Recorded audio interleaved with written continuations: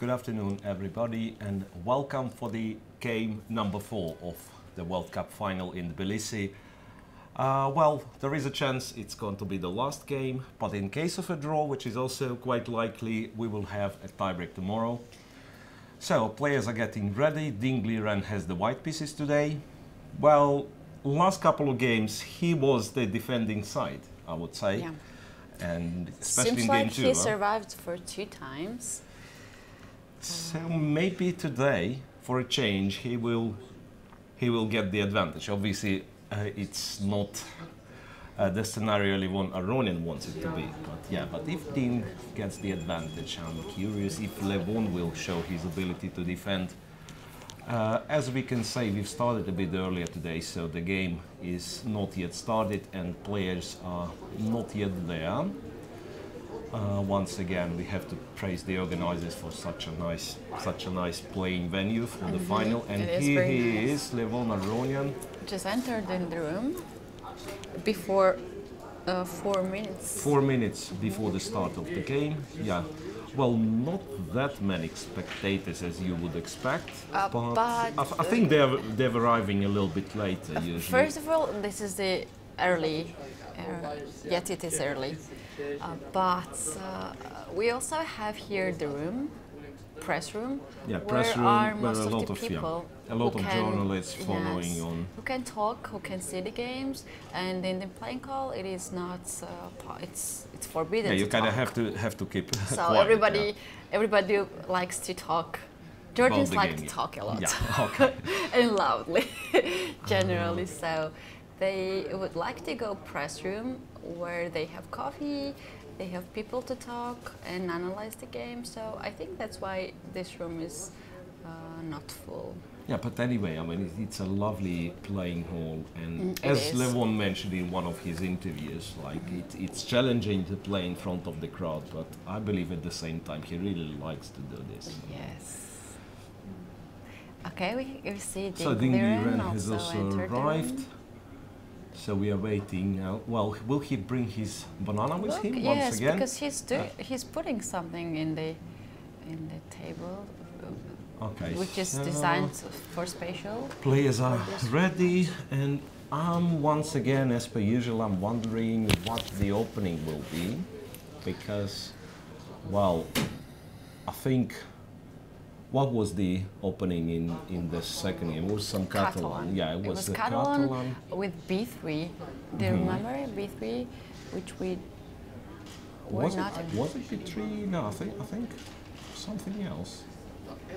No, it was Catalan. This one was Queen C2, A6, A4.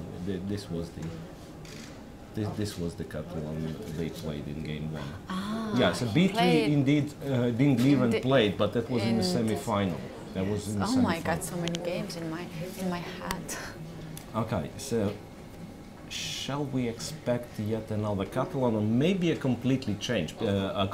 Because I actually thought that Dingliren, I think he starts like with any move on 2 squares on move 1. It's like D4, C4, and even E4 is possible.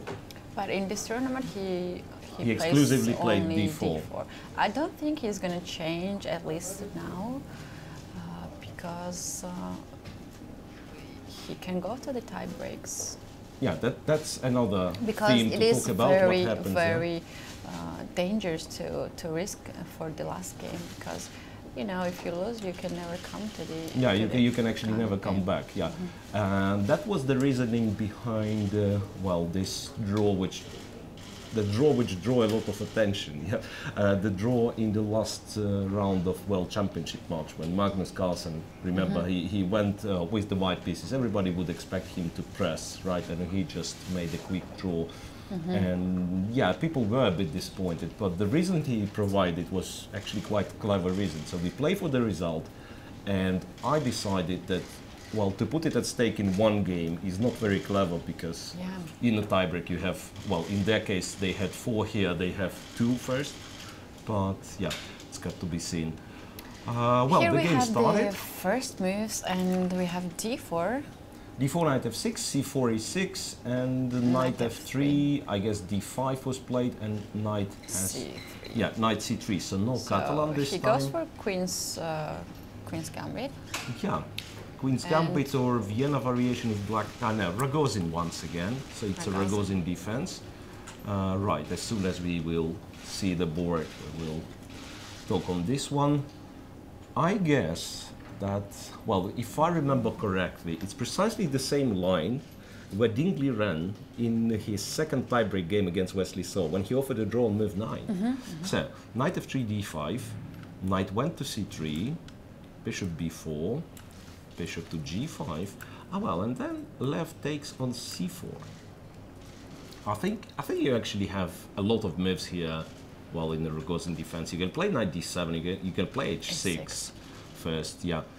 Well, so he takes here, and then e4 was played. So this is, that's what? That's still possible to go for, how it's called? I just named it a Vienna variation of Queen's Gambit. Yeah, c5. There is this move h6, which I think Levon has played. So the reason behind h6 is that you can't really play bishop g5, bishop h4 because of g5, and then the pawn is vulnerable on e4, right? So you are kind of forced to take, yeah, and then well, and h6 is played, by the way, and then black takes with the queen, and usually gets, well, I mean, it's quite a complex position, but I mean, if black knows the line very well, then usually it is kind of acceptable. And h6 is pretty forcing move. You kind of have to trade, f6, yeah. Yes. Kind of have to trade on f6, which he no doubt is going to do. He made a move. Made a move. Well, it will be a silly situation if he doesn't trade. But I don't really see what move you can play. No, he probably has taken. But Levon is thinking on the other hand. So what's the? Queen a4 we have to, yeah, well, queen a4, knight c6, and then I don't really see but the I saw point queen in, on d1. Yeah. On the book, queen So is what on has d1. happened? What has Bishop. happened? Or Knight maybe, is on f6. could it be that he didn't make a move? Yes. Yeah, well, that's most likely. I mean, he sat I at the saw table, all he the- maybe was reaching the piece, Yeah, but all he the didn't. pieces on the board, bishop Yeah, on because, g5 yeah, I and mean, knight f6. unless you take on f6, yeah. I just started to think, okay, I said it's not possible, but could it be? Okay, you know, he made it. sometimes they do sacrifice pawns like this. Now, h6, yeah, that's, so it was fine. This bishop f6, the trade happened, queen takes f6, bishop takes c4, and now, what's the trick now? I think there is some trick in moves order. So it's like, well, castle and c5, two main moves, and I think there is some trick in there. Can I ask you if there is a move like queen g6? Queen g6, attacking g2, yeah. And but also then he e4 is castles, huh? hanging. But then he castles, and I believe it's fairly dangerous to take dangerous. here and to take on e4. Yeah, it does look like, right, well, black is winning the pawn, but some rookie one will come, and there's so many temples. And then the next move maybe d5? Yeah, so that feels really dangerous. That's what they do usually, c5, and he did play c5.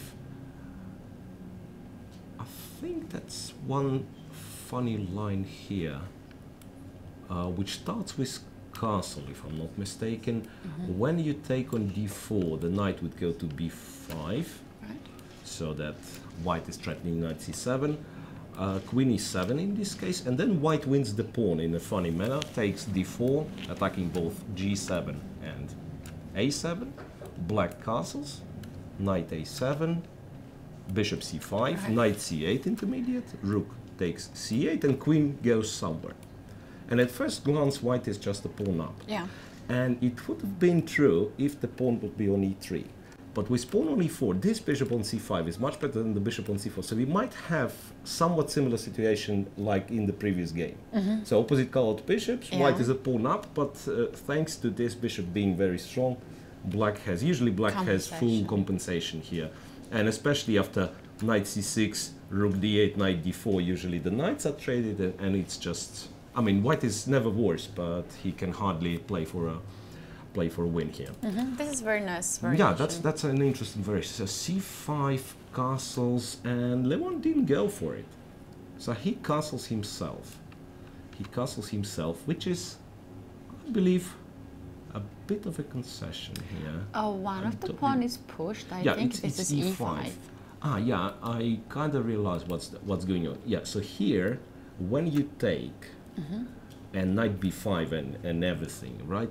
Then if white goes e5, you can play queen e7. But in our game, if you castle first, yeah, but yeah, if you take d4, you have to be ready to play this position pawn down. Right, if you castle, as Levon did in the game, then after e5, queen e7 is met with d5, and bishop c3, you have d6. an intermediate d6, which is terribly annoying. Yeah, it is. So therefore, that's the difference between two lines, right? In one, you might be left pawn down, but yeah, the position is fine. Yeah, well, an interesting view from the playing hall, so no player is there.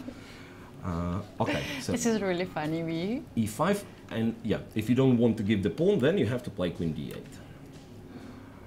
That's what has happened. Queen d8, knight goes to e4, c takes d4, queen e2. Yeah, so white is not in rush to win the pawn back. He goes Maybe he wants to come rook d1 and take. Yeah, that's what he wants, to play rook d1 and then possibly even to take with the rook. Yeah. Bishop to d7, white's to move, and I guess, yeah, that's interesting. I mean, one might ask, what's the point playing bishop d7? You can protect the pawn, but it seems to be really, really dangerous. So rook a d1, and you're not comfortable making your next moves, because whenever it's bishop d7, I can take. And there's a very unpleasant pin. Yeah, I mean, it's quite unpleasant to play further on. And after queen e7, I mean, one thing I can do is probably somehow make sure that I'm getting the pawn back. But some people would just play something in the manner of rook d3, you know, and already some ideas on the king side. I can, okay, say bishop d7, I can play a3 now, kick this bishop here, and don't know how to manage this, but okay, say knight g3, you know, sometimes knight h5, it gets annoying.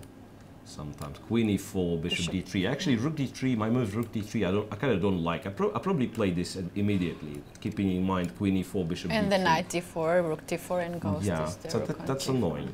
That's annoying. Therefore, bishop d7 is the move. The idea of bishop d7 might be to come on c6. Yeah, so that's one of the points. Do points. you think he wants to trade this to the knight, the very active knight, or he just wants to remain this bishop on this file? I think he plays bishop c6, yeah, to be able, first of all, to cover e4 square, so there won't be bishop d3, queen e4, this idea we were discussing. And then sometimes he would trade, yeah. Sometimes he would just trade on f3. And it's all well known. I think the whole setup, this one, h6, was brought to a high stage, let's say to elite circles by Vladimir Kramnik. And up to this point, I'm pretty sure it was all played. So it shouldn't be surprised for any of them. Yeah, and they don't spend time to think in this position. They mostly spend time to walking around and think. Absolutely. That's perhaps the first moment where white has alternatives, serious alternatives, right? So I think the point is that if you take with the knight, it might as well still be bishop c6, not knight c6, because if knight c6, I think white comes back. Yeah, and this bishop once again, bishop on here. d7 is somewhat stupid, yeah. But maybe bishop c6, because, yeah, it attacks the d4 knight as well as... What about rook d1 here? Yeah, actually rook d1, I don't quite like it. I mean, I don't know what they... Well, now the serious question becomes if I take, what do you do, right? Maybe queen c7, though. To attack e5. Queen c7, attacking e5. So that if knight f3, then knight d7, probably, right? And if takes c6, some nasty knight e6 or knight f6. sacrifices on f6. Knight f6. Might be annoying though. Well, actually, I don't know. I mean, it looks scary once again. So the guys who play this line, they probably have to know how does Till that the finish. end. Yeah, because yeah, this actually looks Till like the very last check. like I'm getting Take. into terrible trouble, right? I mean, it's And like takes. Well, rook g8 is the G8. only move. But g2 is hanging. Oh, So G2 is hanging. it's yeah. Look, this bishop on c6. This time it didn't work. It didn't work for white. All right, but what I mean that this is a known position, and if Levon went for this quite quickly, so that means he remembers He knows what where to do, where to put his pieces. yeah. I mean, how to react to a white's attempt to play for because an right now I attack. really like the white's position, because this possibilities to sacrifice to attack on the king side makes some danger for black. Yeah, right. But what's interesting in this opening line, you do not really play this for, with black to equalize. I mean, it's an attempt to.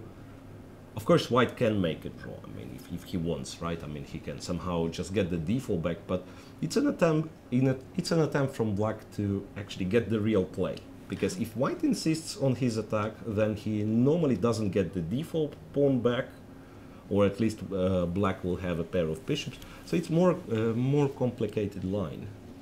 Because I mean, you have tons of very solid continuations here, starting from h7, h6 on the previous move, right? Where what would usually happen? White would take on the f6, queen f6, and if you open the database and you search by like 2,700 players and above, you'll mostly see draws. I mean, so it's a very solid line for black. It's a very solid line. So Levon went for something a little bit more provocative. So first time Chinese Grandmaster taking some time to decide on his move, and a lot of stuff. Seems bishop d7 is something new for him. I don't really believe. I think it's kind of a choice maybe, right here. To take on d4, Yeah, or I mean first to he play can take rook d4, d1. right, and then because yeah, as we were previously discussing, so one of his intentions must have been, so I should just play very safe, if well, with a little try for an advantage. If it doesn't work, I just make a draw and we play tiebreak tomorrow. But now this position, and you're kind of tempted, as you said. I mean, you like all the kingside possibilities for white, so you're kind of tempted to play, you know, at full swing, just go in and mate your opponent. But at the same time, it means taking risk. Yeah, So that might be the factors he's thinking about, not mainly of the position, which is, I mean, okay, not so many moves. It's like a to d1, knight takes, right? I mean, not so many moves to consider. I don't really think you need a3 that early, that early, because bishop probably goes to e7 and just covers some important squares. So it's like a choice between capturing the pawn or playing rook d1. And so this is also an option, but then I kind of play my program move bishop c6, right? White should And even so, anyway right. come with Yeah, this it's like rook rook on d1. d1. Yeah, at first glance I thought like takes and knight c6 would do it, but queen e4. Yeah.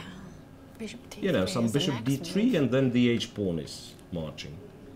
It's like, and especially if black starts to, I mean, if black tries to protect this one, okay, bishop c5 would be just a terrible waste of time. It's bishop d3, g6, and then h4, and f4 is needed. Possible if also needed. knight h5, knight f6, knight f4 moves. Yeah, but I just want to challenge this one immediately, because it's like knight h5, yeah, it does get to f6, but I'm not sure if it does a lot on f6. I mean, it's close to the king, but somehow... No, but h4 I find fairly unpleasant, because if h5 comes, yeah, it's Then knight h5. h5. No, if yeah. black plays h5, then Yeah, knight if h5. black plays h5, yeah, that's much more efficient. Yeah, to play knight h5 to I'm take happy, the pawn. you are happy, everybody Yeah. happy.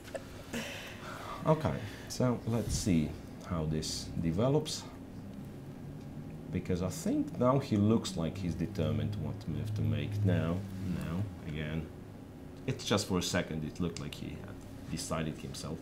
But you can see he's not looking at the board, so it's mainly the psychological things he's thinking about. Or this is what a game of chess is about, in fact. I mean, Also, making choices, right? Yeah, it's not a must to look on the board to come up with the moves, yeah? move. Yeah. Rook to d1, but rook f to d1, interestingly.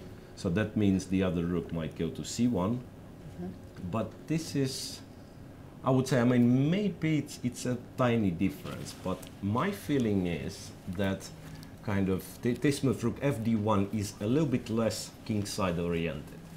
A little bit less, because the other rook comes to c1, that means you're putting the pieces in the center. Remember in our line when somehow this knight was moving, there was possibility of, when the knight would be traded, right? Like bishop takes, queen takes, then queen e4 and some possibilities of f4 as well, and then this is the moment where you find it useful to have rook on f1. So I think that's why he took so long time to come with this rook, either of f or a file. But what's interesting, Aronian does play knight c6.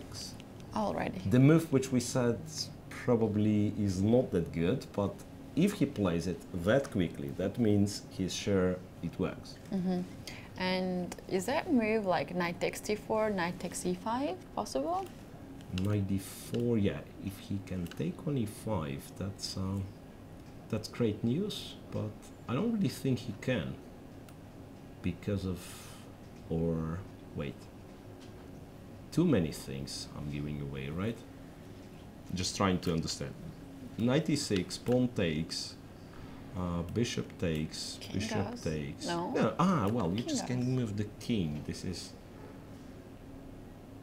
well, you might actually want to take the bishop, because if you move the king, I'm guessing takes, there might be some nasty moves with this pin. Even though queen b5, you have queen to e7, right? Counter-attacking the Queen knight, so g4? it's like queen g4, yes, but then it's knight f6. Looks like. I know, knight f6. You just take. Take on b4 is also hanging. Yeah, no, but actually this one is perfectly fine. If you take f6, queen takes on f2. I mean, so black is not worse. But I think even this will do. Bishop e6, rook takes. So two minor pieces and the rook, and I don't really see white using the. That's like knight g3, right? Could be knight g3. In the game, Tinglerin went knight g3. Knight g3 without giving a pawn. Yeah, so that's precisely what what we said. So it's not well. Or he's maybe not forced he's to. not going to take d4 pawn anyway, and Queen he wants e4 and this bishop knight d3. for some attack on the king. So queen e4 and bishop d3. That's what he wants. So Levon actually has to take some preventive measures against that, and I'm not sure what he has to do, because these two moves, they are just so strong. This queen e4, bishop d3. I mean, if I provoke g6, that it feels like black is almost done. So he might need a move like knight e7 or something. But then it kind of doesn't feel comfortable, right?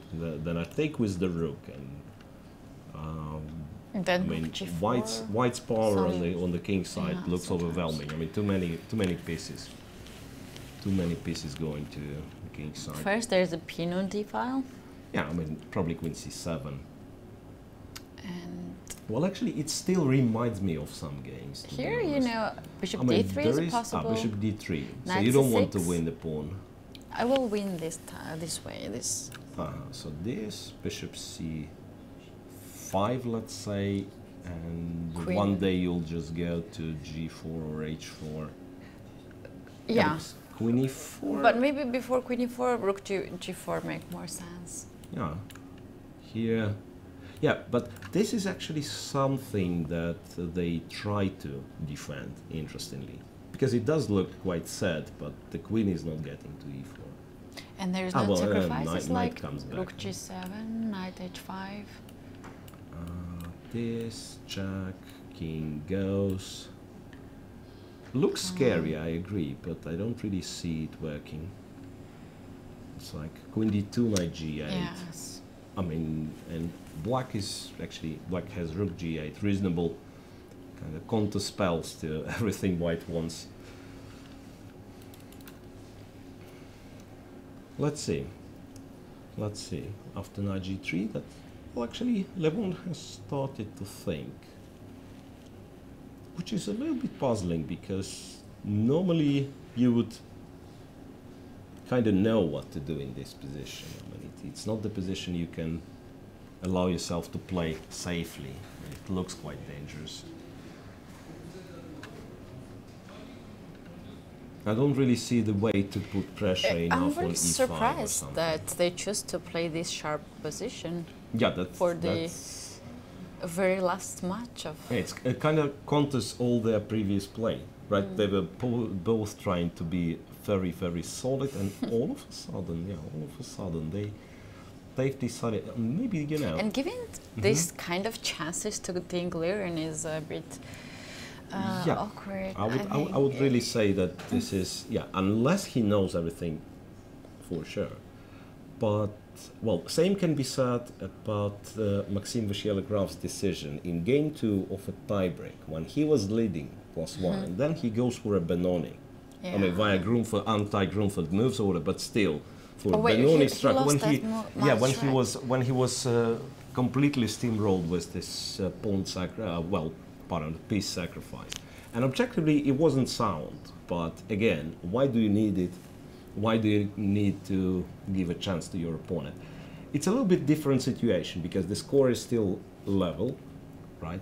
So none of them is in a must-win situation, but maybe it's a bit of a gamble Levon is ready to take. So please attack my king, but if you fail, then I'll have some material. As it happens. And it could be, that your mental skills are simply worn out through the tournament, and you want the crisis as soon as possible, because if it's yet another draw, you will have to spend another night, and maybe you already lost your sleep playing chess for a month, and then it will be another tough day tomorrow. Yeah, so that's right. Sometimes it's just a relief to lose a game. Yeah, even if you lose, it's like you are happy that everything's finished. I don't think that he expects to lose this, but I mean, maybe that's one of the reasons he went for that. So maybe it's something. Okay, let's decide I want today, the crisis today. Yeah. So if whatever happens, but maybe the match will be finished today.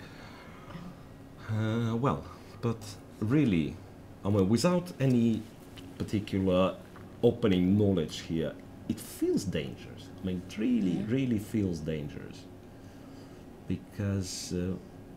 I don't really think you ever want to play something like f5 in this position, because sometimes the way you protect your king from this type of attacks is to play f5, yeah? But then I'm just thinking, white takes, if you take with the queen, you are a pawn up, but I mean, all those light squares are weak, and it's like white has fantastic outposts for his pieces. At knight on e4, bishop d3, I mean, white is never worse, and once again it feels like white is simply trying for free. He will probably get one of the pawns back, either e6 or d4. So that's an unpleasant position to play. Maybe that's the way what he's going to play. Yeah, maybe he's still going to play this because it simply feels too dangerous. It is still the pawn on the board, extra pawn. And I don't actually see any. White can try to take this one, but then the knight, I mean, if you do not take en passant, then the knight is a little bit offside, right? So then I can probably take and play some queen to e7. But you know this knight is not forever stuck on j3, but look at the pawn on e6. It's going to be forever here, the weakness. A little bit weak or a lot weak, I don't know. But still, maybe that's the least of evils. Now, just know that generally f5 is not considered to be the move here, so somehow they deal without it. Yeah, that's like it happens only when bishop there's c6 not a lot of moves. So it's like f5 you only play, really, if you're sure that's the only move in the position, because and this is also something in this, not desirable. Against this queen and bishop battery, there is rook e8, knight f8 idea, but Yeah, I mean, it would be nice to get this knight on f8. From d7 was possible, but yeah, actually, if he would have gone for bishop c6, and knight yeah, d7, then potentially then it was rook e8, possible. knight d7, knight f8 was the idea, right? Well, the way he's thinking after more or less natural move, knight g3, kind of makes me wonder if it's possible that he simply, you know, kind of confused the moves, sort of. It's like, this is not good for him. Yeah, that's obviously not good for him if he did. And as I said, I don't really remember anything about this line. I remember my terrifying loss playing black this position against Erwin Lamy some years back. It's already been a lot. Yeah, I got not really got mated, but that was a terrible experience, and I entered this line without much of knowledge. I think I did though played bishop d7. Really? Yeah. So, what I mean in this position, if you do not really get too deep, so knight c6 seems to be like a logical move and everything.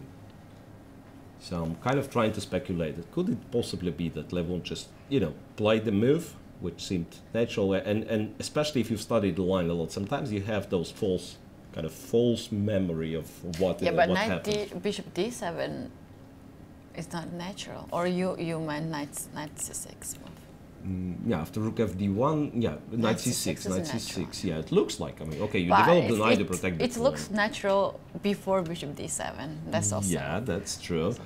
But, no, I mean, the way he's thinking after knight g3, so I'm really wondering what...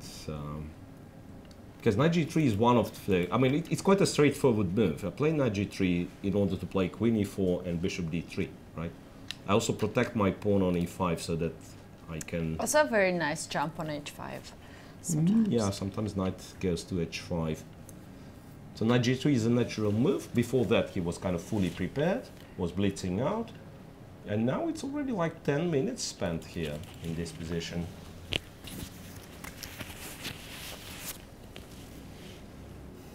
Okay, let's try to make some really simple moves for black and see what happens. I mean, how does black gets mated after, say, queen c7? So my reasoning is if you take on d4, I might want still to take on d5 or on e5. So we said queen e4, right? And then let's say black plays this. So you want to cover knight? Yeah, somehow I want to play maybe knight g6. Yeah, so that bishop d3, I probably want to play knight g6.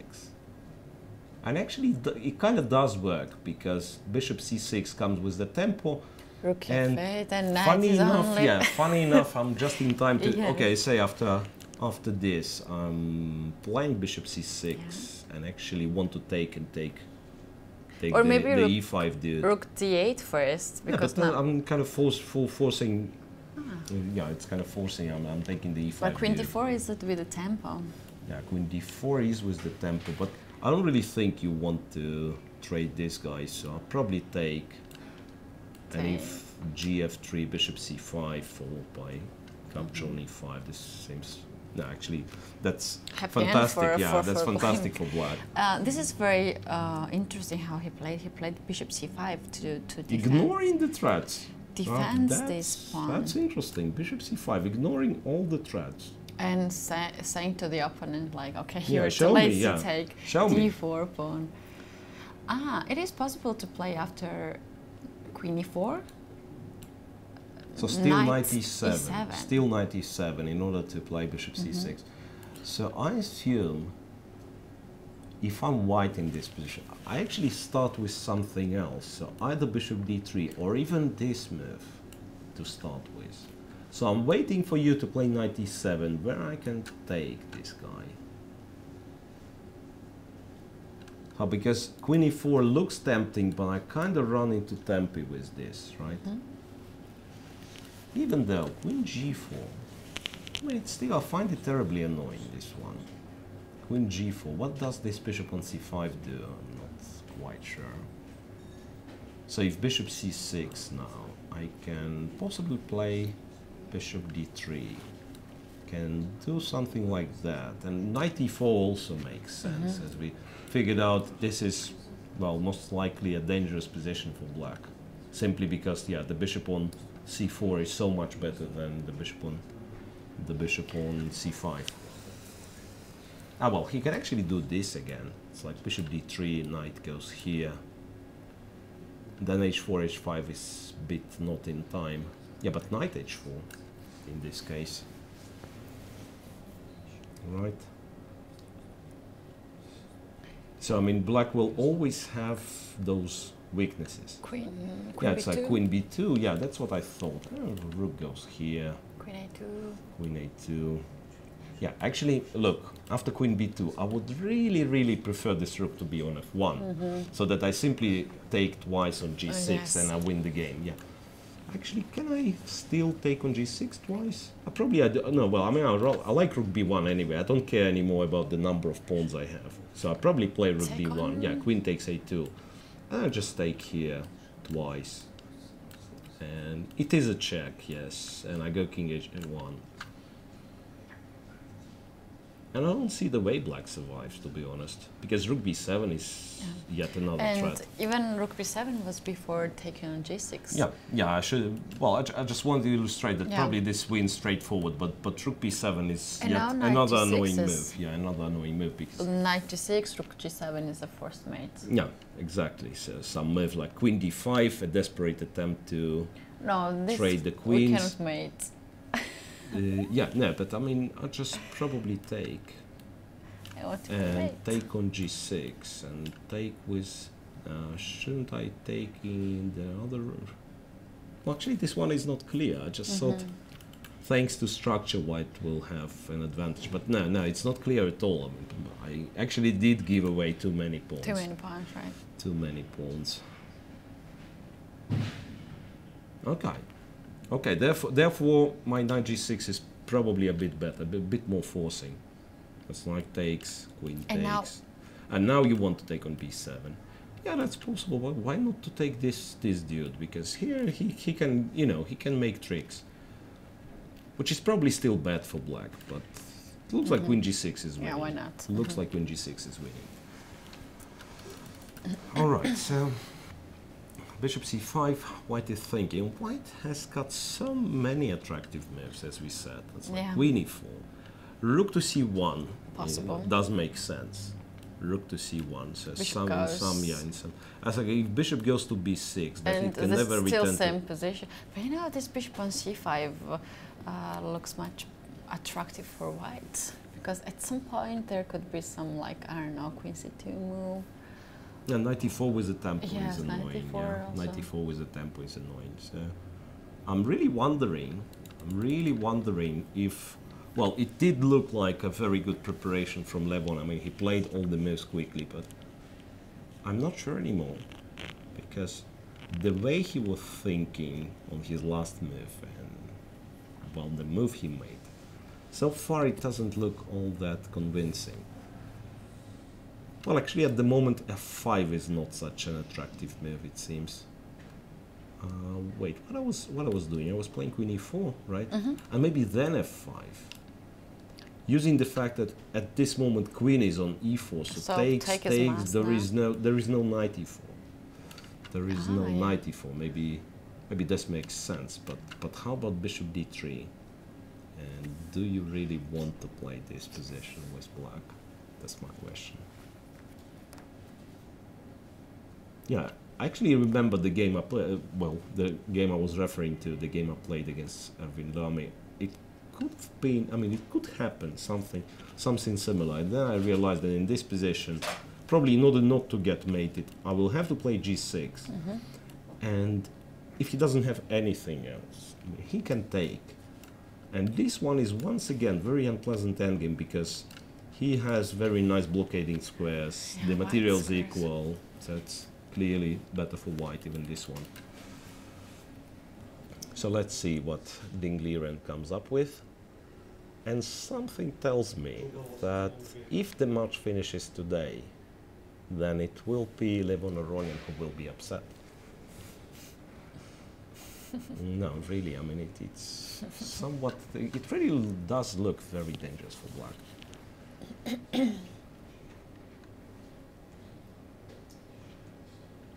unless knight e4, knight g3, maybe quick repetition. So we But Bishop won't go back on b4. yeah. No, white will not play knight e4. That's uncertain. You have such an attractive position to try various things.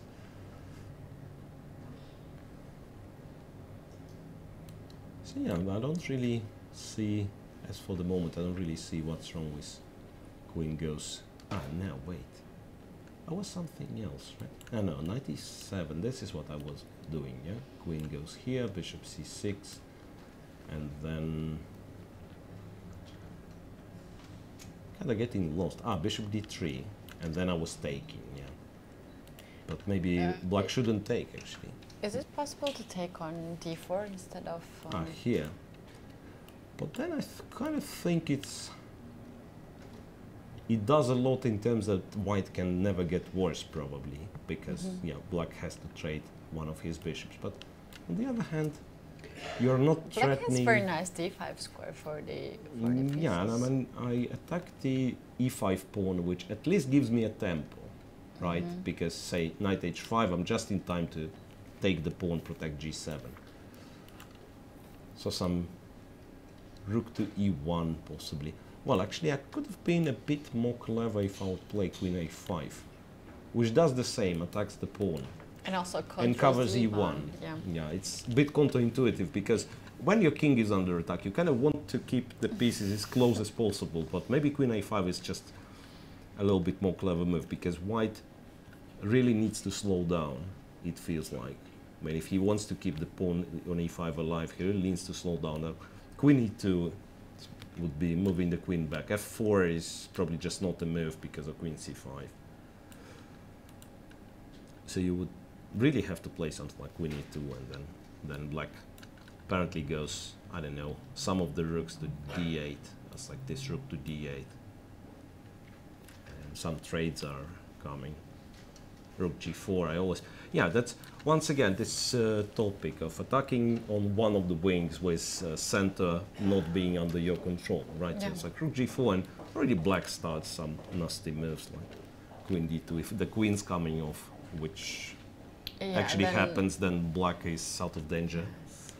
And then the white pieces are on the one side. Yeah, it's like you can easily get kind of there was discoordinated. The idea of playing rook fd1 because he's gonna push all the pieces on the king side, and maybe he wanted some pieces on the queen side too. So how was it? Ah, yeah, so it was like queen e4, and then knight e7 all of a sudden worked for black, yeah? Yeah, because this bishop c6 is just... Well, if we want to take d4, maybe we should do it now, which makes it a little bit different. Queen somewhere. So you don't want to take the knight, yeah? Well, probably you're right. You can kind of play queen b6, yeah? Kind of can play queen b6. Well, the good thing is that any time I play bishop d3, there is knight g6, yes? There is knight g6, and once again, no, that's too much, I'll take d4. Actually, yeah, it's absolutely different plans white has. After bishop c5, he did play a2, a3. This just happened. This just happened. So he will not rush with his attack. He wants to be a little bit slower, but... Is it about to play b4? Well, could be if you are given a chance, because then maybe b4, b5 and taking on d4 in some moment. But I kind of don't like it. First of all, I'm not sure if black simply plays a5, and if this inclusion of a3, a5 really in white's favor, that's one thing. a5 I don't like.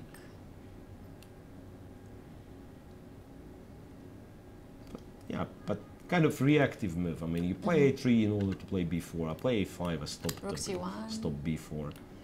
this, and I don't know what to do here. Maybe white wants to come Kind with of bishop on a2 and b1, and then queen Yeah, it's has like bishop three a2, bishop possibilities to b1. get the diagonal. Yeah, well, actually, this makes sense. Yeah.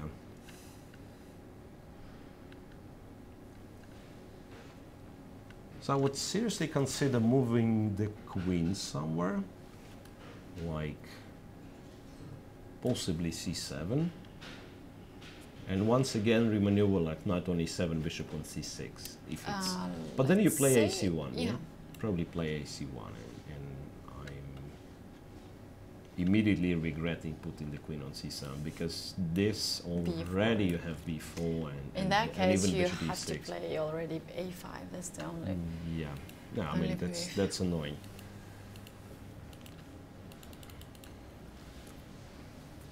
Okay.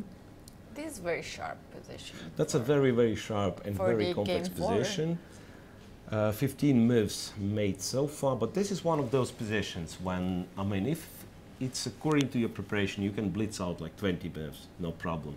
But once you go out of the book, then you really tend to spend an awful lot of time because the position is, as we've mentioned, I mean, so many various options for both sides actually, or rather so many options for white, and black might have like only way with to deal with any white's attempt. So like if it's queen e4, bishop d3, for instance, you have to do this. If it's a3, b4, you have to do that. So. But honestly, if you have a chance, like choice, you never go in this position with black. You always choose white side to play this.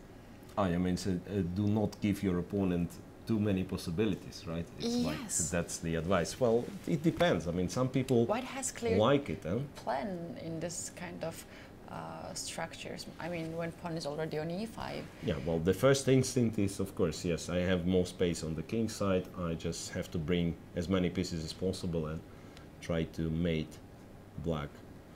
But I wanted to say, yeah, so some people, contrary, like to give their opponents a choice, because it's you know, because no, I mean that's the only way to make people well, to force people to make mistakes. Yeah. I mean, because when you have many options, you're kind of confused. You spend time a lot of time, you spend energy, and you couldn't find the mate. And then you get confused. Yeah, I mean that's basically, yeah. Well, one thing is just to calculate the lines, but then really to understand. So this gives me kind of better position than that. Yeah, when so this might be what. But for black it is easy, only moves.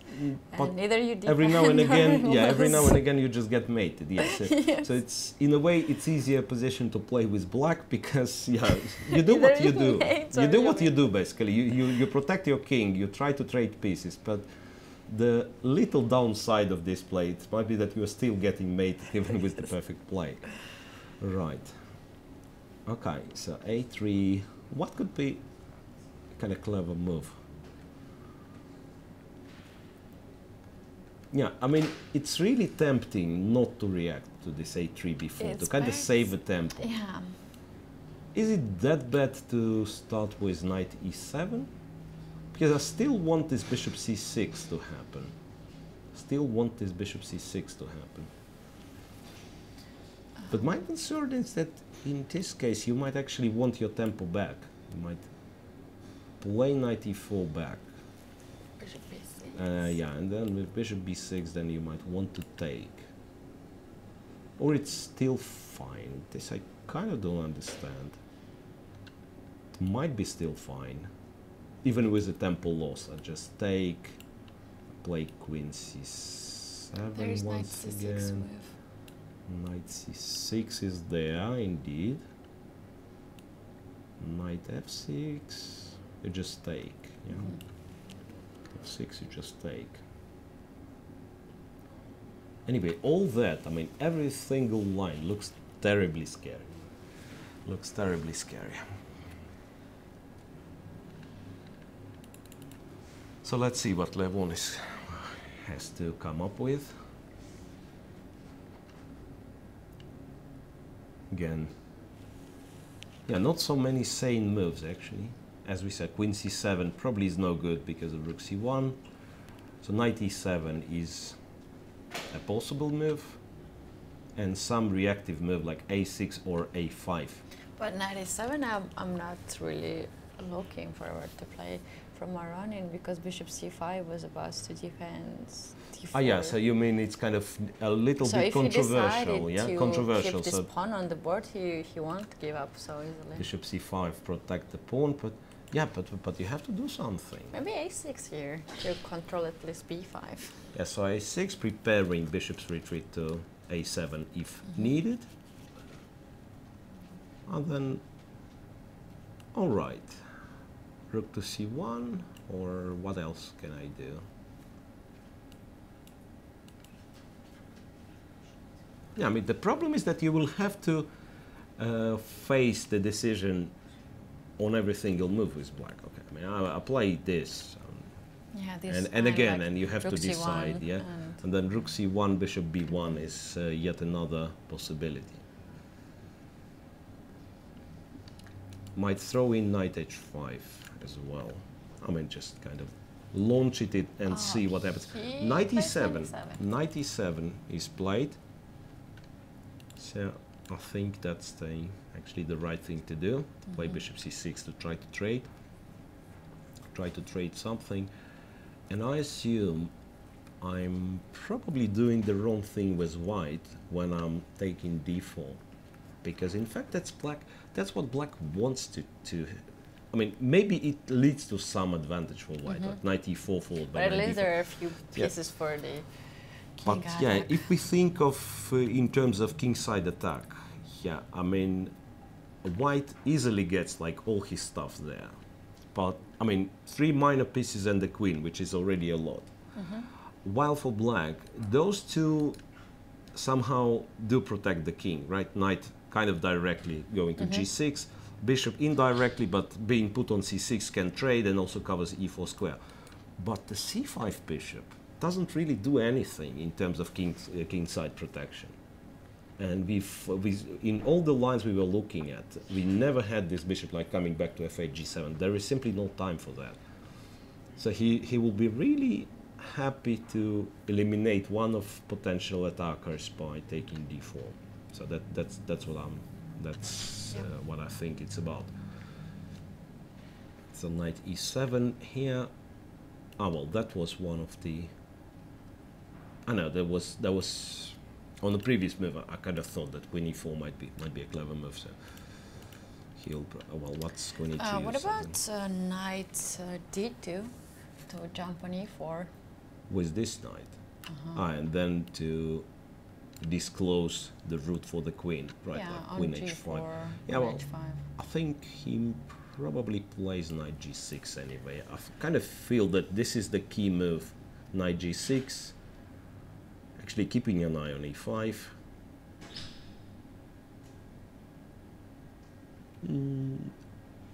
To be honest, I don't really like moving this knight from f3 because then you will have to react somehow, protecting and this.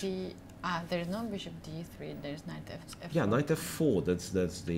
That's an annoying thing. I mean, you can play here, but then black probably plays bishop b6, and e5 pawn is hanging. You can get to d6, and yes, I mean it is sort of an achievement, but at the same time, at least you're not playing for mate just now, right? So black kind of has a bit of a relief, and some queen g5 might. Yeah, so actually you kind of need this knight on f3 in our position, where it stops after knight g6. It kind of stops queen from jumping to g4 if we have h4. So I think I would better try to prepare for knight's appearance on g6. So you mean h4? It's like, yeah, I mean h4, it doesn't do a lot because then black obviously will not play this. Knight g6 would have been bad. I just pushed my pawn, right, and where the knight goes. It's like kind of white wins some time. But after h4, he will probably play bishop c6. So once again, for a time being, d4 is protected. e4 square is covered, which is important. And even so, I mean, I'd probably play h5 and just, I mean, play this position where it seems every single move will be not that easy for black to make. Knight f5 or knight d5. Ah, knight d5. Once again heading to f4. So then I probably should take. Queen f4? I probably should take Knight f4, knight f4, yeah, queen g4. Ah, well, that's might get a bit tricky, or a lot tricky. It's like I thought queen g5, and I'm kind of trying to give this position judgment because I'm really tempted with black to go queen g5. I mean, this is simply not possible, right? Queen f4 wins a piece.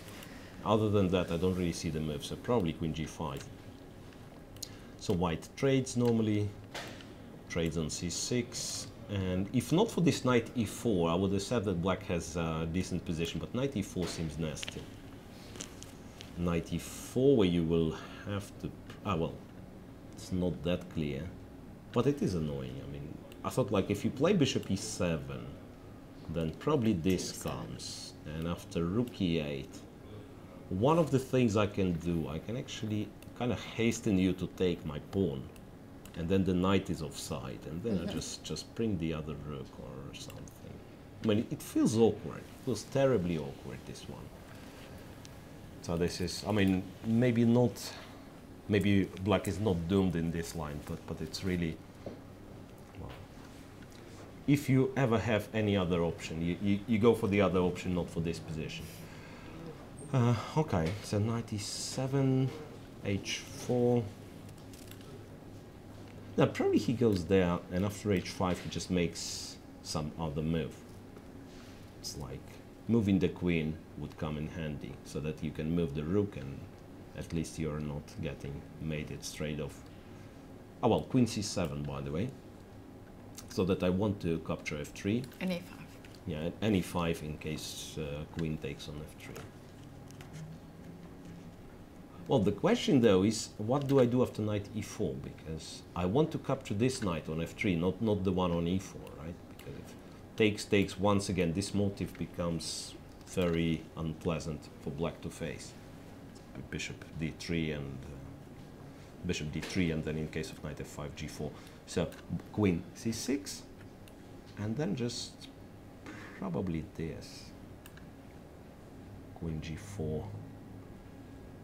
But there are less pieces on the board. Yeah, that still feels like black can feel a little bit relieved. Yeah. A little bit relieved. And actually, with queen being stuck on g4, knight f5 doesn't look all that stupid, right? Yeah, so maybe it's not that dangerous after all. Well, the thing is, I kind of don't like this a2, a3 still. Yeah. It's kind of strange, kind of feels slowish.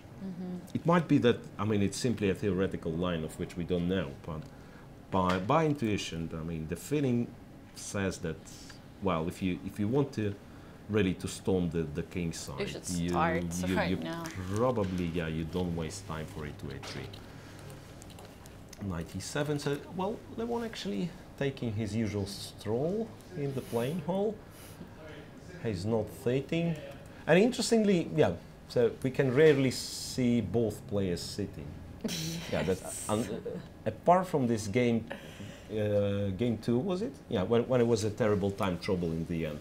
Yeah, apart from that, it usually goes that one sits at the board, think about his move, well, the other one is somewhere absent. Because the tension between the players is too high.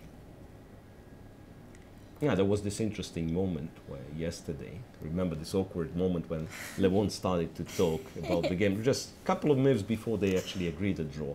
And it turns out that, yeah, Dink made the move, and after a few minutes, he offered a draw. But, yeah, and he was lectured on the proper behavior by Levon Aronik. He said, like, in my times, you had to offer the... yeah. In that case, okay, we all agree with Aronin because there are rules. Yeah. We should, follow it. But as I remember, it was like when Dink later made a move, he was not on the board. It's quite possible. Yeah, When And he Le Bon arrived, he was he seated. So he might simply didn't notice. Yeah, it And could have been that he whenever didn't notice. Dingler Yeah, find the moment, he offered draw, but it was already after 3 3 or 4 minutes. Yes. Yeah, that's possible.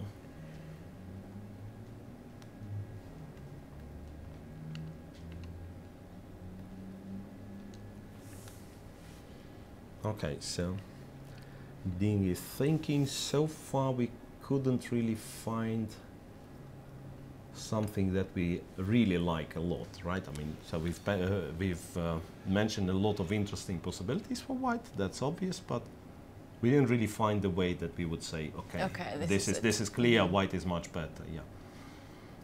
So I suggest we give him some time to think. At least the relief is that it's not yet another boring draw, right? Yeah. So this game will be very entertaining. I believe, well, closer to a third hour of play, it can really get, you know, sharp, and one of them will be in time trouble, if not both. Yeah. So I think we make a short break. We will come back in roughly 10 minutes. Stay tuned, people. It's the final classical game of the World Cup final.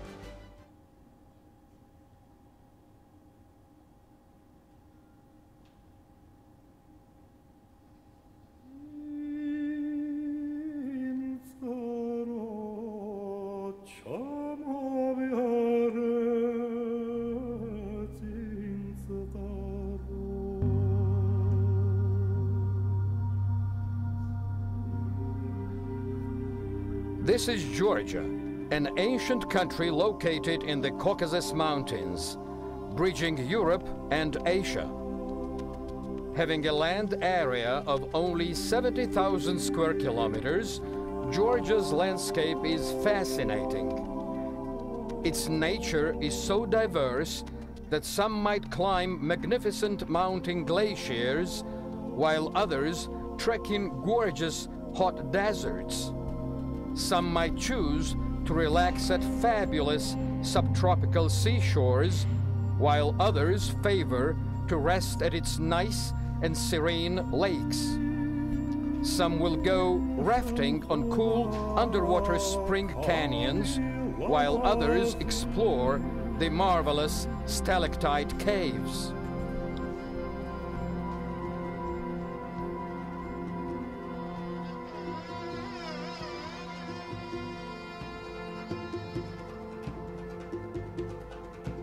Georgia is the legendary home of the golden fleece pursued by the Argonauts in Greek mythology. Besides, the country used to sit astride the ancient caravan route of the Silk Road. Possessing a unique language and alphabet, Georgia's civilization dates back to the 12th century BC. Georgia is notable for its distinctive architecture, encompassing prehistoric ruins, traditional dwellings, and early Orthodox cathedrals, many of which are listed as UNESCO World Heritage Sites.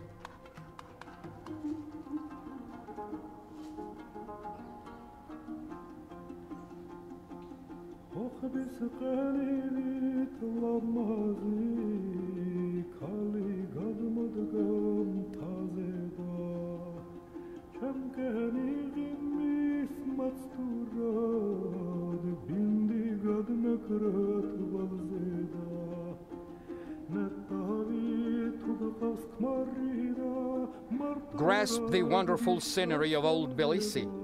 Appreciate the 6th century Jvari monastery and its surroundings. Uncover the mystery of a mural at the Svetitshoveli Cathedral. Explore the unique towers of the Svaneti region and discover Varzia, the ancient town of mountain caves.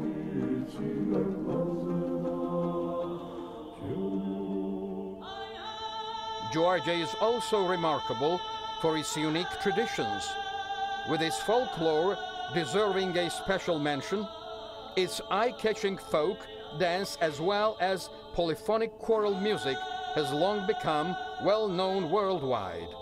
Moreover, NASA included one of its masterpieces in the Voyager Golden Record, aiming to represent humanity to alien civilizations. Georgia is the world's oldest wine-producing country.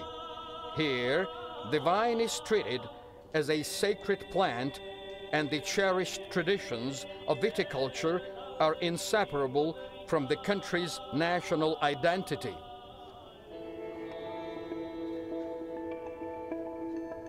Chess can also be regarded as one of the Georgian traditions, where people of all ages enjoy playing the game and are delighted with the country's remarkable chess history.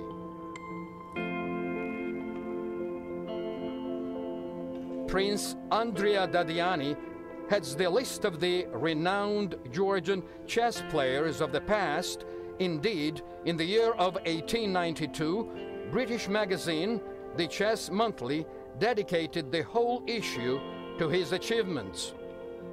Since then, numerous well-known grandmasters, Olympic, European, and world champions were born in Georgia.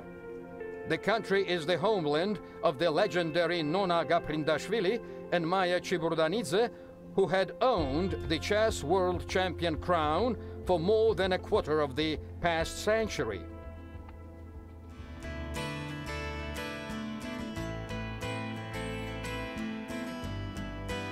June of 2014, Keti, one of Georgia's most beautiful regions, is hosting Women's Grand Prix Series. Georgia's thriving chess history has created yet another tradition, the one of holding international level tournaments and major chess events in Georgia.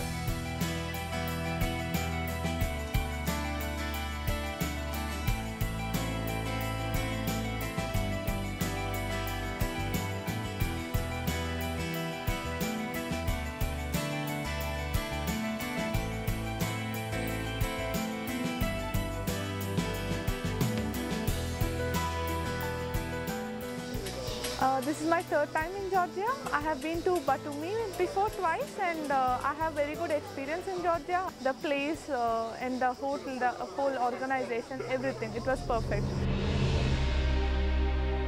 As Harika mentioned, not once has Batumi hosted important chess events in the past. Therefore, today Batumi is the candidate city for holding the year of 2018 Chess Olympiad. To organize and host 2018 World Chess Olympiad is a great challenge for us. Government of Georgia will continue its support and to develop and promote chess in our country. Hope that we will have an opportunity to amaze you with our warm hospitality and entertain in the scope of World Chess Olympiad in Batumi.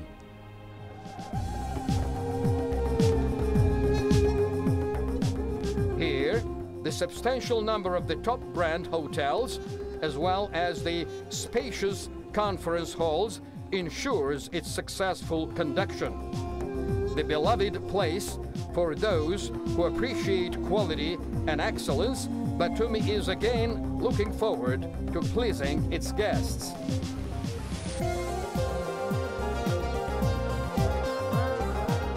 The city with the ever-developing infrastructure, the place where classical style blends perfectly with contemporary ideas, located at the splendid subtropical coastline. The new home for luxury brands, offering infinite opportunities for both healthy lifestyle as well as exciting nightlife.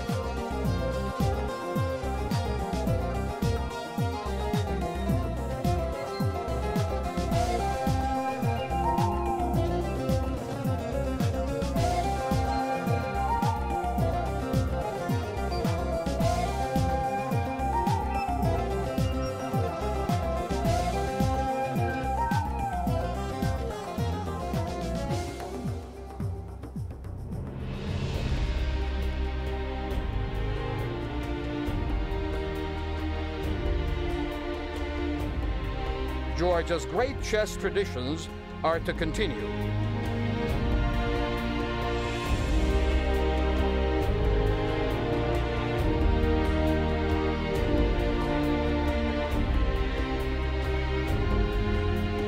The queens of chess welcome you to their home.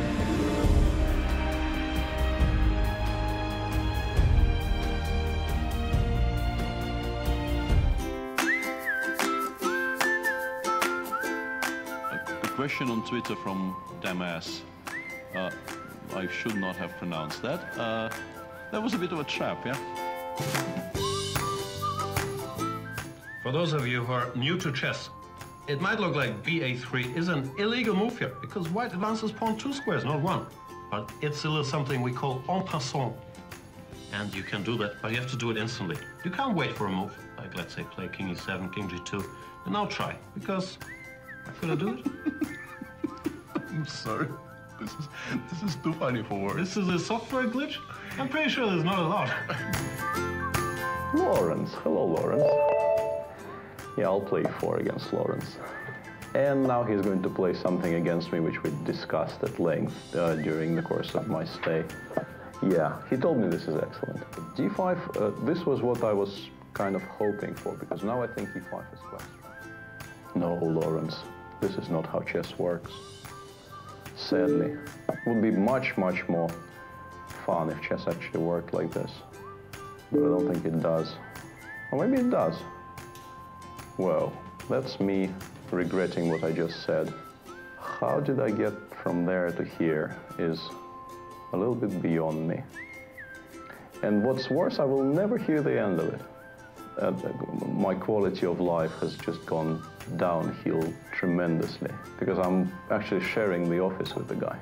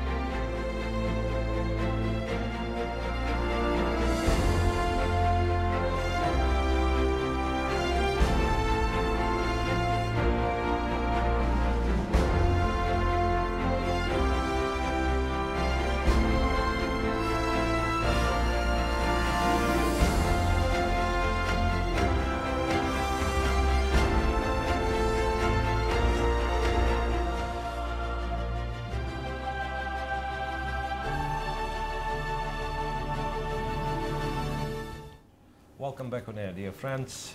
Game 4 of the World Cup final is in progress.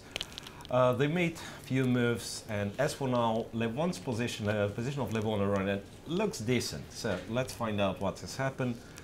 Doesn't look anymore like he's under direct pressure. Right, after knight e7, the move we've seen, white indeed went knight e4. Bishop went to b6, knight takes d4. These are the moves we were looking at. And instead of taking d4, which was possible, I don't know why I said f5 actually. I thought maybe takes and knight f5 with the tempo.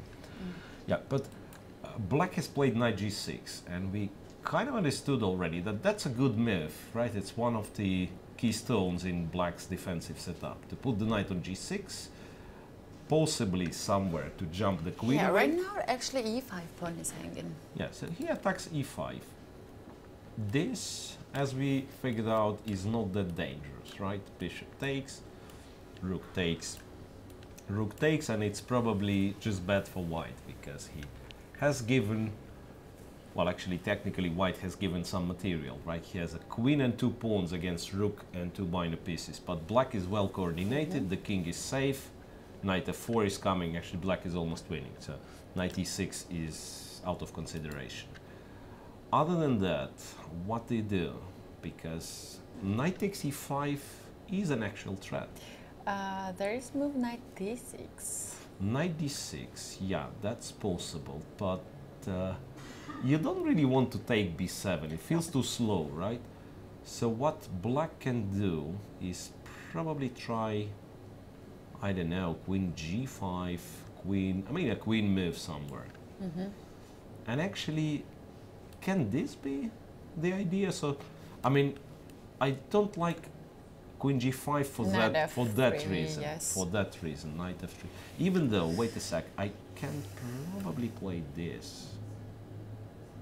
So that when the knight takes here. Bishop takes it too. Ah, bishop takes, and it's a pawn. Yeah, knight b7. Yeah, that's not something that I like a lot. I mean, maybe black can hope to hold it. I mean, some bishop a4, and it's one pawn, and you know, with two bishops, maybe there is some compensation. But this is something I don't like. Yeah. So queen g5. My main concern is knight f3 with the tempo. Yeah. Where it might be still fine after something like queen h5 though, because if you take b7, it's bishop c6 followed by trade here, capture here. Yeah, but if, let's say, if I'm not happy with queen g5, knight f3, the other thing I can do is probably take and go queen g5 here, and go queen g5 here, attacking e5, planning for bishop c6. Feels like black is getting coordination, which is kind of pleasant. Rook, let's say e1. Rook e1, bishop c6, attacking g2, f4. I don't really think it works. Right, I just take g3. Well, you can play g3. You can play g3 though, and maybe f4. The queen is a little bit sad on g5. Yeah, it's like rook d8, for instance, right? And then just go f4, or h4 for this matter. So we'll have to go back. Yeah, that's a bit unpleasant. Yeah, because like you kick all my pieces back. Yeah. Knight f8. I'm not yet getting mated, and maybe and then f4. Yeah. Even f4 or maybe b4 to start on the queen side play. Yeah. So the character of the position gets changed. No more kingside attack, but a lot of say a lot of space advantage. In the game, there we have queen h5, very aggressive. Okay, queen went to h5, just throwing it in. It defends e5 pawn, and right now knight e6 is. Knight e6 becomes a threat. Yes, knight e6 becomes a threat. I'm wondering though what happens in this case, queen h4, because I would expect. That's, well, in my best interest to trade the queens. I think Levon just played it. I think Levon just played it. Yeah, there's a queen on h4. Queen h4. Yeah, and now I don't really see the way for white not to trade, right? I mean, you probably have to take. And then the knight takes. And what can happen? I mean, I don't see now if anything can happen to black, because rook d8 is coming. That's like the most direct is knight d6, right? Most likely. So knight d6 trying to attack the b7 pawn, but then even this move, rook b8, because potentially I'm threatening this pawn. It's like I will come back to g6 and it will be very unpleasant. Is it just a little swing in the gameplay? Can it be that black is not only out of danger but a bit better after this?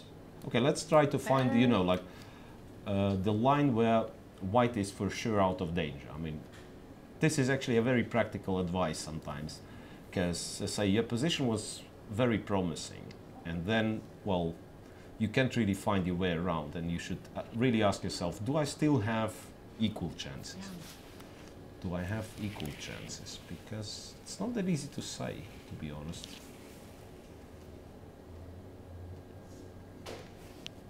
Knight is coming to G. I mean, I just don't see a better move than playing knight d6. Because if this knight moves, then bishop drops to c6 immediately. What about bishop b5 to trade this bishop? Bishop b5, but if I take, this is what I was worried about. It's like I take d4 and I just start picking the pawns. b2 and e5 or e5 immediately. It's just a pawn up. Yeah. g3 once again runs into bishop d4. It's actually, it might get annoying for white immediately. It's like knight d6. No, knight d6 is probably a good move because I kind of want to take the pawn. And actually, instead of rook b8, this is a very good move, it seems. Knight g6, attacking the e5 pawn. If knight b7, knight e5, black is for sure not worse. I mean, black is probably better. Knight f3, then bishop c6. Once again, black is very happy. Wow. And the way he's thinking is kind of he's not ready for queen h4. But what to do? But what about take on h4, knight h4, and I wanted to say g3. Yeah, g3. This is unpleasant after g3, right? But, no, wait. d7 You take. is hanging. You take. So that's. I mean, it's not the end of the line. Bishop takes b2. Maybe this is something that he missed, because you kind of stop here, but there is bishop takes. You can't take d7, and doesn't matter how do you attack the bishop. Bishop c6 is I the can next play move. bishop c6. I mean, I can play bishop a4 as well, it seems, but bishop c6 is just good enough. So black basically is a pawn up and probably just winning. Probably just winning. I don't really see the way for white to. Okay, so this could have been kind of the thing he missed. On the other hand, imagine for some reason bishop d4 doesn't work. Still, I believe after knight g6 black has a decent position, because I attack this one, right? I just play rook d8, and since there is no attack on the kings, I mean, how black can be worse here? It's just fine, I think. Just fine. Knight d6, okay. It's a little bit sad to play rook b8, but I'm ready to do it. And even this one, I mean, it doesn't feel all that dangerous for black. Yeah. So something strange has happened. This queen h5, queen h4, after which it doesn't really look that Levon is in any kind of trouble anymore. Well, looks like the trade pretty much has to happen. Yeah, because I mean, then you don't really play queen e2 can back. go back e5 is hanging. Yeah, you don't really go queen e2 back, so trade happens, and then you would really like to find some move which allows you, to actually have control. What we decided after knight d6 here was rook b8 or? Knight d6. Well, I thought this is just fine. Knight g6, because the pawn is hanging. This can never ever be worse for black, it seems. Attacking the bishop, protecting the bishop on e7. I mean, an unbalanced situation with the pawn structure plus a pair of bishops. What can you ask? I mean, you can't really ask for more with black. So that's really fine. So if I were white here, I would have to trade queens, which seems to be the case. Yeah. You would offer. I would no. I mean, you would offer a draw. to It doesn't really work like that, because it's clear Can't that say no. that's the best position. The best winning chances black had in this game. I mean, the end game with pair of bishops. I would really try to find a way where I'm safe, and so far I don't really see it. It's like, no, this is I'm never safe like this, right? I'm never safe like this. You just trade and play bishop c6. It's clearly worse. It's absolutely no. So knight d6 looks not bad. I go here. Say you go here. Bishop c6. No, but then, if something like that happens, it's like you feel like everything starts to fall apart, because yeah, you try to protect it, and then black simply comes with new threats, and especially that is what happens when you have this attack to king. you put everything that side and then it doesn't work. it doesn't work, and somehow you have lots of problems. Yeah, it's a very, very usual situation. Like there is no way back, right? Even though here a position for white looks not so bad. Looks nice, yeah. Yeah, but look somehow... at these active pieces on the board and the space. Okay, so far he didn't even take on h4. He's down to 46 minutes. That's interesting because... What else can he do? Nothing here. I don't really believe anything can be done just here. It's like moving the knight, but what for would you move the knight? Nah.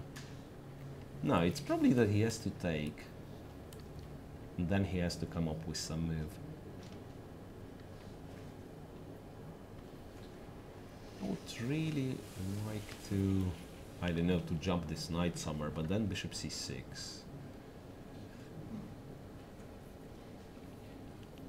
No, white is in trouble. That's what I can say all of a sudden. At least in our analysis. I mean, once again, in this case, actually, it would have been much better to have the rook on f1, because at least g3 would have been possible. Bishop d4. Yeah, I mean, this line, g3, bishop d4 takes here. If the rook is on f1, then black actually does lose material, right? But with rook on a1, once again, this trick seems to work. Here, and bishop c6. Yeah, I mean, if you don't take b2, I'll just take e5 next turn. So you probably take bishop e4. Well, it's a position pawn down with some weaknesses, so it's certainly not an option for Dingbiren. Yeah, it's so interesting how it's changed from being like very dangerous for black. That's at least our assessment was. And yep, after knight g6, feels like this was really careless move, this queen h5. So I understand his reasoning. He wanted to play queen h5, and then if black doesn't take, he wanted to come back on f3 with this knight. I mean, I think that was... Okay, first of all, he's threatening knight e6, not to forget, yeah. But queen h4, and yeah, basically you have to go into endgame. This is what happened. Levon immediately took back on h4.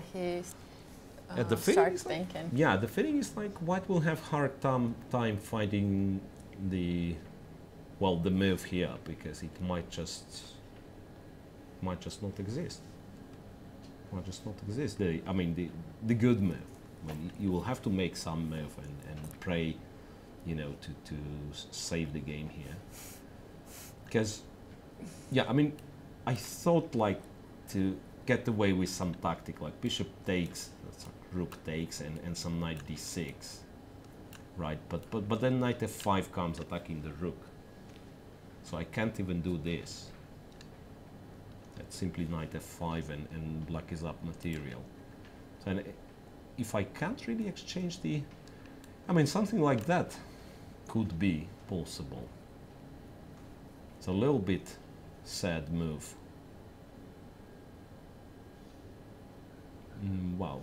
Actually, I'm starting to think that the strategy of Aronian to play the sharp position when he actually pays off, huh? Yes. Yeah, well, it looks like, yeah, it's going to work. Well, still he has to... well, on the other hand, I just realized that if white doesn't do anything, he kind of has replies to anything black does. So at the moment on knight g6, I do have knight f3, right? C6. So say I'll play, yeah, precisely, I was playing this move, yeah. Here do have knight f3, bishop c6, and I probably can, again, I'm not happy with this one, knight d6. So, I mean, first of all, bishop f3 and knight e5 is probably good enough for equality, but if black starts playing this kind of moves, rook d8, opting for rook d7, and then the other rook to d8, so one day he might just want to take e5, and then the knight on d6 will be hanging. Now, what I'm certain about is that now it's white who is fighting for equality, all of a sudden. Or we are tactically blind and there is something. That's another possible scenario. Yeah, the worst about g3 is that after bishop d4 I can't really take on d4.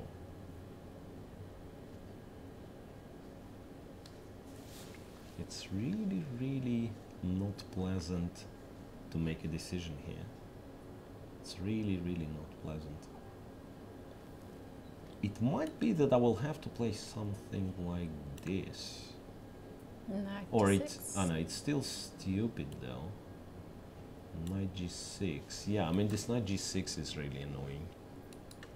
e5 pawn is hanging. Just like this, bishop c6. And already not to lose this pawn I will have to play. And rook e1. Maybe it's not as bad as it looks, but still, it's like rook c8, rook d8, yeah? And white has to find the only moves to Yeah, hold the position. No, it's certainly, well, the position itself is quite unpleasant. And again, the scenario the game went, like you're, with the white pieces, you're kind of presented a chance to attack.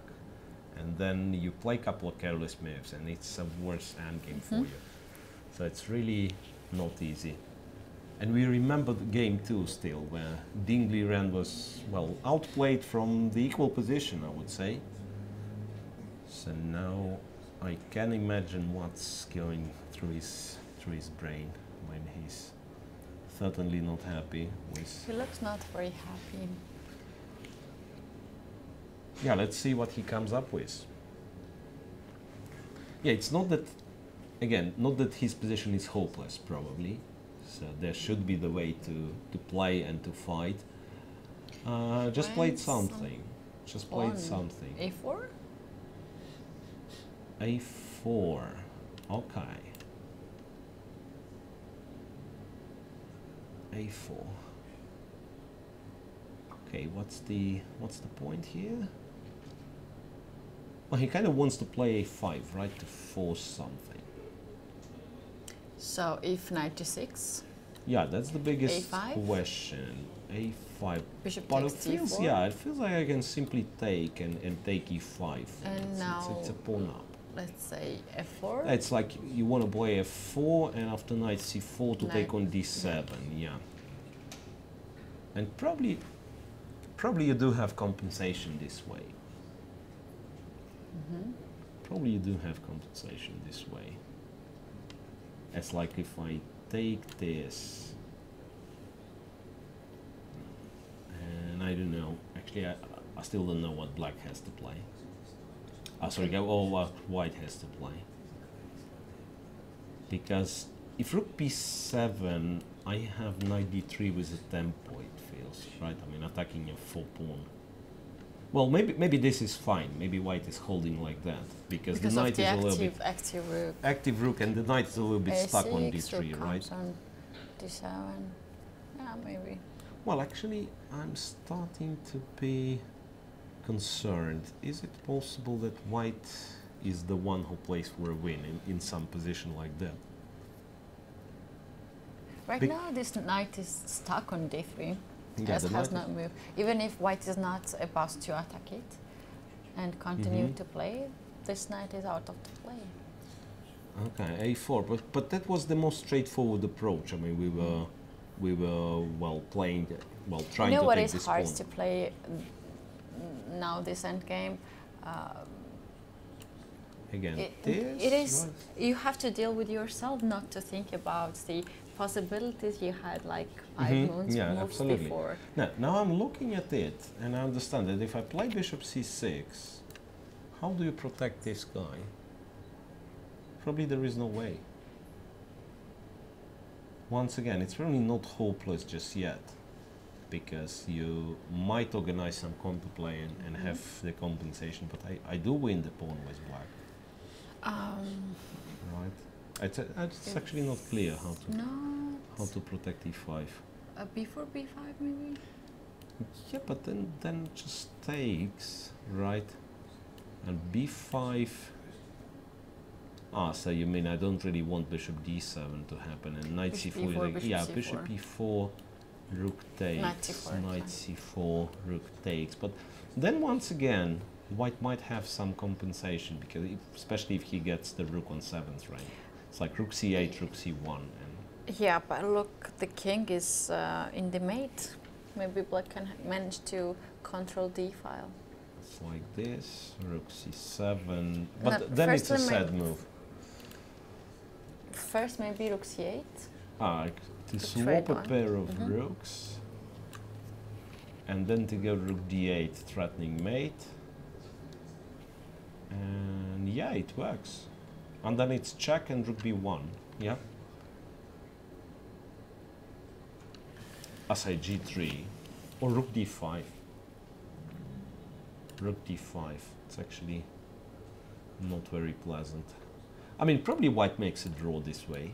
It's like check, goes here, rook takes, and then I'll play a6, and I take on f7, and The next so I one kind of is have this 3 versus 3 and the rook behind the passed pawn. But again, even this one, it's not a pleasant scenario. It's not the pleasant scenario at all, because it's a very long line. First of all, we must have made a lot of mistakes there. And even so, But I think this is the dream position already for white. for white to get a draw. Yeah, right, because a3, a4 looks like a tempo move, but in fact it's a little bit too soft, I would say, because it's black who has a choice. As we figured out, knight g6 is always an idea. I mean, you can start by playing knight g6. You might as well do something else. I'm still not convinced about there's this. knight f3. Knight g6, knight f3. f3, but bishop c6 then. Ah, and you mean somewhere here to play? But no, this No, that's this again, knight is hanging. again, it's terrible. It's just terrible. It's like knight d2. Actually, might not drop anything, but again, well, actually after knight d2, I think this is unpleasant. Bishop a5, and no, it's kind of very hard to make every single move. Bishop b5. Bishop d5. Ah, yeah. Bishop you want to- d5. you want to, well, then you go back to. Yeah, maybe bishop a5 wasn't good enough. I can start by playing some rook d. Well, actually, bishop c7 is at least not worse than bishop a5. I'll play a prophylactical move finally. a7, a6. So pawn is hanging on a4. h4 in order to play h5, but I'm not sure if you want to play h5, because h5 I just go to f4 and then yet another pawn is hanging. No, I mean, it's clear, maybe the position is possible to defend with white, but it's not the position you want. That's I'm sure. It's not the position you want. Okay, so time for Levon to think, and quite characteristic. I mean, whenever we reach 20 moves mark, somehow happy. He's looking around. Levon, looking around, maybe it's some noise coming in a playing hall, because I do believe it's, well, the last game of a final has driven a lot of spectators in the playing hall. You know, maybe, as he said, Georgian people, they're very emotional, so maybe someone is like, kind of rooting for a Ronin with shouts like Levon, go Levon. Okay. Okay, so Levon really got distracted by some noise. But I was in the press room Mm-hmm. during our break, and everybody is there. Very famous Georgian chess players are there, and emotionally looking the analysis. Okay. We have a move. We have a move, and apparently knight g6, yes. So knight g6 play. And then we said a5 is kind of forced attempt, I mean, an attempt to solve the problems, right? So take on d4, rook takes d4. Yeah, that's what we saw. Takes, and then knight e5 or bishop c6. Probably bishop c6. Probably bishop c6. and we couldn't really find the good way for white to deal with it. Yeah, it will be as simple as that. Black will be a pawn up. It's just that probably you have the way to complicate matters. And it will be like 3 days in a row when Dingler has to defend. Has to save the position. But this one is especially painful because... It's a material. Yeah, imagine he loses yesterday and then he kind of still has a shot for it. Like with the white pieces last game, must-win situation, but still manageable. And here, yeah, you lose and you're out. So you lose the title, you lose some money. But, well, as I've already said a few times, I think the main match they won in the semi-final when they qualified. They already won lots of things to get here. Really, when you're already playing the final, you do want to win it, right? So before the tournament, one can say, okay, I want to go to semi-final to qualify for the candidates, I will be very happy. But when you play the final, of course you want to win the final.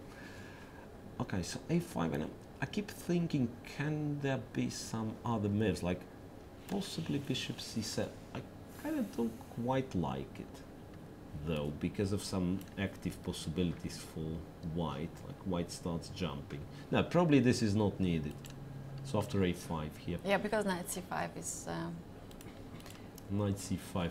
In case of knight takes c5, there's knight d7, knight d7, and knight b5. Yeah, that's a fun line. Yeah, knight b5, and black loses material. Knight e5, knight takes, and knight here takes knight e6. Takes e6. Yeah, that's the problem. Okay, I mean, interestingly, white still doesn't have the way to protect an e5 pawn. I mean, even this move probably wins a pawn, as ugly as it looks. It is very ugly. Yeah, but the e5 pawn falls. It's just the feeling is like you shouldn't be doing this. I mean, if you can really play in the straightforward manner, that's what Aronian did. So he took on d4. He took on d4 and rook takes d4. And the next move, we suggested either knight d5 or bishop c6. I'm actually looking at one more possibility, but that's probably very silly. Nah, this shouldn't be a move. Rook d8. I thought kind of self-pin, but rook d1 comes really, yeah? Knight e5. Yeah, bishop b5. And just bishop b5. No, that's too much. No. It's never been a good idea to organize the self-pin. So it's basically a choice between bishop c6 and knight e5. After knight e5, what did we say? We said F4. This. And after knight c4, white takes d7. And somehow you feel that white gets active, right? So at least, I mean, if white can probably still play for win, but the feeling is, well, what he did, yeah, he did play bishop c6. The feeling is like, here at least all the queenside pawns will get eliminated, and therefore, you know, it's like, it will be 4 versus 3, with white rook being a bit more active, so most likely a draw. Bishop c6 is, of course, much more ambitious move. Bishop c6, and e5 pawn is in danger. And then what we were trying to do is to play b4 in order to force some trades. Knight e5, b5. Well, can it be that he takes here, but he doesn't take the bishop? Because at the moment, bishop doesn't seem to be all that threatening. So can I mean, not that I see a very good move with this knight, but maybe just play this. So my point is, if somehow all those queenside pawns are coming off, then with, I mean, rook ending is most likely a draw. Doesn't matter if it's 1 or 2 pair of rooks, but with knight and rook against rook and bishop, I kind of have quite a decent chance to win. So I'm thinking maybe knight d7 and rook d1. Yeah, like one of the rooks. Yeah, rook d1. Then There is an argument for knight c5, but knight f6 also should be, yeah, knight f6 for the Rook moment, d4. rook d4, but you can't really play rook d7, so maybe No. rook to c8. Now bishop on e2. Bishop e2, and king comes. King goes there, for instance. Bishop f3. Okay, it's a little bit sad, but I will have to play rook b8. g3. Yeah, but potentially I kind of want to... What I want to do is b6, king to e7, rook to d8, right? Start trading the rooks. Again, it looks like a decent chance. By the way, b4 was played, so Ding really wants it to be kind of straightforward. But wait a second, how about me playing rook d8 first? I think there might be some difference. Because now you're almost forced to go rook d1, it seems, yeah? You're almost forced to go rook d1. I don't know why I thought it will be different, but let's see. Knight e5, b5. And yeah, and I'll do the same, but with one rook on the board. So I do the same, but with one rook on the board. And then... Rook d4. Yeah, but I don't really see how you stop me from either getting this 4 versus 3. Oh, well, I probably do get 4 versus 3. Or I will play b6 and bring the king. Now, that's a realistic chance, actually. I believe that's a realistic chance for black. Yeah, g3, b6. So b6 you'll answer with a6, right? No, taking rook d6. Rook b8, and then I'll try to bring the king. Even this is... But I probably shouldn't do this, as long as you don't have b6 yourself. So I'll just play rook c8, and then I start by... Or maybe even starting by playing this. So king f8, king e7. I mean, black is... sorry, white is not completely lost just yet, but he's a pawn down. It's clear black is the one who is trying. So maybe rook d8 is kind of a possibility. So it's Ding Liren who is seated at the board, but it's Levon's, it's actually Aronyan's turn. Yeah. b4. I mean, the longer I look at this position, I spot more and more possibilities for black. Because there is actually this tempo move. I mean, again, I'm not sure if it's a good move, but it does exist.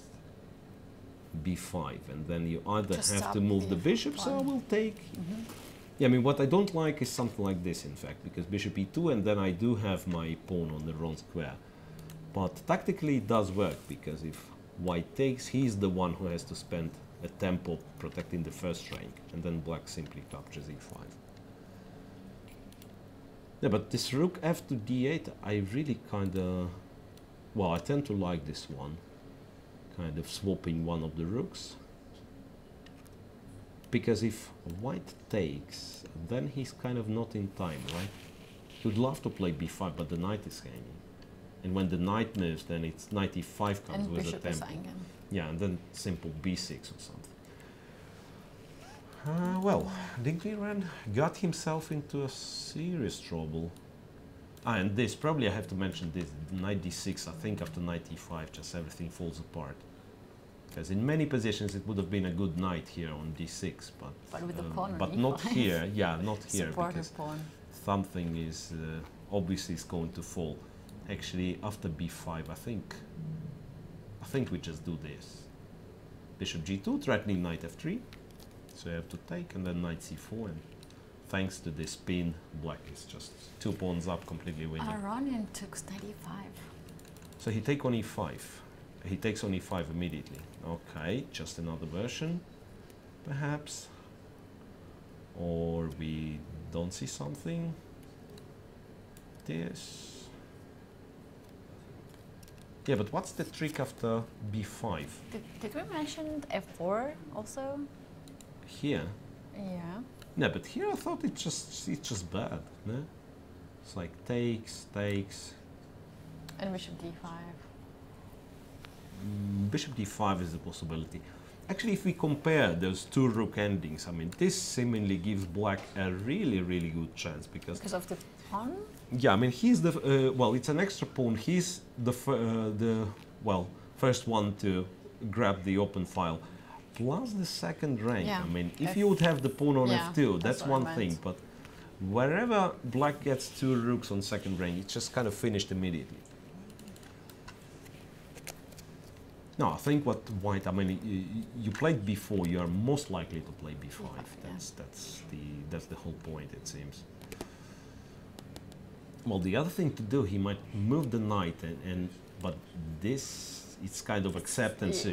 I do lost my pawn. Actually, No, yeah. kind of, yes, I accept. I lost my pawn. So I'm trying to make a draw only. b5 played, yeah. b5 played. And now, look, I mean, the reason why I wanted, as black, I wanted an intermediate rook d8, because I would really like to get rid of one pair of rooks. So sometimes even bishop e8 wouldn't be that bad. Because now after b5, I kind of forced to take. He on e4. Did take. He did take on e4. And rook takes on Rook e4. takes. Let's see what's gonna happen. Did he? He probably played knight d7, that's my feeling. Yeah, knight d7. So as we said, this is, well, quite a promising position for black. And again, it's out of nowhere. Move 15, or after move 14, looks like a very dangerous position. Good for white, but after like 10 moves, it's an extra pawn for black. So if you are someone who is looking for a mistake, white made in this game, so that's the range from move 15 to move 25. There must have been at least one mistake for white. And for some reason I just believe that queen h5 is purely wrong. It's kind of missing queen h4. That's the feeling. Yeah. Okay. He so just didn't sow queen h4, I think, because this is very unnatural move to let the bishop on d7 unprotected. yeah, so if we come once again, yeah, to this position. Well, it's just that it's never been an idea in this position. Like on previous move, there was no queen h4, and it's never been queen h4, right? This, and then it's a new motive in the position, this queen h4 move. We actually did mention it, that now probably black will have a chance to play queen h4, but playing into queen h4, like going queen h5, that's a bit too much. That's a bit too much, because of the queen h4, really. No tactic here, it turns out. Whenever you move the knight, yeah, bishop comes to c6. What he did. White did play something. After knight d7, rook to d4, attacking the knight. So now it's a question if knight goes to c5 or f6. I think those are the options. It's kind of pity black is not in time for rook d8, because, yeah, I mean, if the king is on f8 here, just imagine rook d8. So knight is quite flexible on d7, but yeah, but black is not in time, and then rook c8, white simply goes to f1. That's the problem. Then d7's hanging. So knight does have to move.